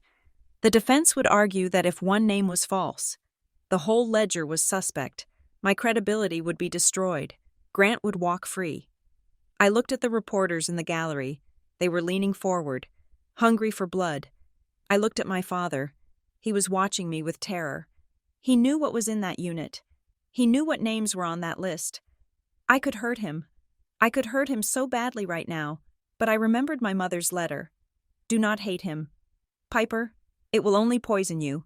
Revenge was reading the list. Justice was securing the conviction. I picked up the sealed envelope. "Mr. Chairman," I said, "I have one final document." I held it up. "This is a supplemental list found in the effects of Elise Reed. It contains names of individuals who allegedly received funds from the Harborline accounts." The reporters raised their pens. Grant half rose from his seat. "However," I continued, "I have not had the resources to independently verify these transactions. Reading them into the public record without verification would be irresponsible and could jeopardize the integrity of this investigation." I saw Kessler's eyes widen. She hadn't expected this, therefore, I said, "I am submitting this list to the Commission under protective seal. I ask that it be treated as confidential investigative material until such time as the Commission can verify the financial trails." I walked over and handed the envelope to the chairman. I did not read it. I did not give them the show. I denied my father the chaos he expected. I denied the press the scandal they wanted. I acted like the one thing my father said I wasn't: a professional. I sat down. Grant slumped back in his chair. He looked confused. He had expected me to be emotional, to be reckless. He didn't know how to fight restraint. The hearing concluded an hour later.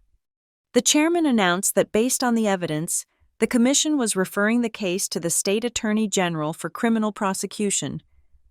I walked out of the hearing room. The hallway was a gauntlet of flashbulbs.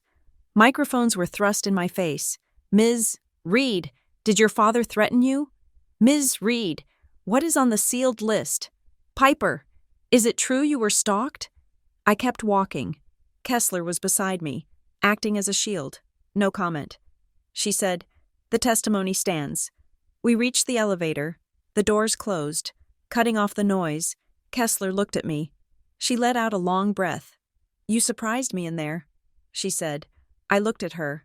"You surprised me too." I said, "You didn't lie." "I told you." "Piper, I am trying to fix it." "Why didn't you read the list?" she asked. "You could have buried them all." "Because I don't want to bury them." I said, "I want to convict them." "And because I am not my father. I don't destroy people just because I can." The elevator chimed. We walked out into the lobby. My phone rang. It was Talia. I stared at the screen. I knew what this was. I answered. "Piper!" Talia screamed.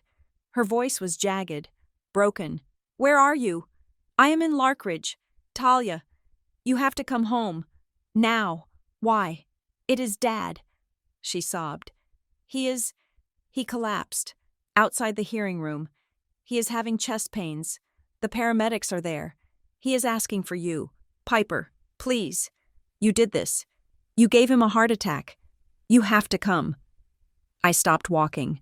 The old Piper, the girl who apologized for existing, would have turned around. She would have run to him. She would have held his hand and promised to fix it. She would have dropped the case to lower his blood pressure. I closed my eyes. I saw him at the dinner table, worthless. I saw him at the chop house, inevitable. He wasn't having a heart attack. He was having a panic attack. He was losing control, and his body was rejecting the sensation of being powerless. Is he at the hospital? I asked. They are taking him to St. Jude's. Talia cried. Please, Piper, he is your father. I know, I said. I looked out the glass doors at the city skyline. The sun was fully up now. The light was harsh, clear, and unforgiving. Talia, I said gently. What? When will you be there? I am not coming. I said. There was a silence on the other end, a stunned, suffocating silence. What? Talia whispered. He has doctors. I said. He has lawyers. And he has you. He doesn't need me. But he is dying. He is not dying. Talia, he is just finally facing a problem he can't buy his way out of. I hung up. I turned off my phone. I walked out of the building. The air was cold and clean. I walked to my car. I put the empty briefcase in the trunk. I didn't know what would happen next. There would be trials. There would be scandals. My family name would be mud in Briar Glen. I would probably never be allowed back in that house. But as I started the engine, I realized I didn't care. I wasn't worthless. I was free. Thank you for listening to My Dad Called Me Worthless at Dinner. The Senator Asked to Meet Me. This story explored the heavy price of truth and the courage it takes to break the cycle of family trauma. Piper Reed's journey from a silenced daughter to a woman who reclaimed her voice is a reminder that we are not defined by the words others use to describe us, but by the actions we take to define ourselves. I would love to hear your thoughts on Piper's decision at the hearing. Did she make the right choice by not reading the list? Or should she have exposed everyone right then and there? Please let me know in the comments where you are listening from, whether you're in New York, London, Tokyo, or anywhere in between. I appreciate you being part of this community. If you enjoyed this story, please subscribe to Revenge Stories for more tales of justice, drama, and emotional redemption. Don't forget to like this part and share it with someone who needs a reminder of their own worth. Until next time, keep your light on.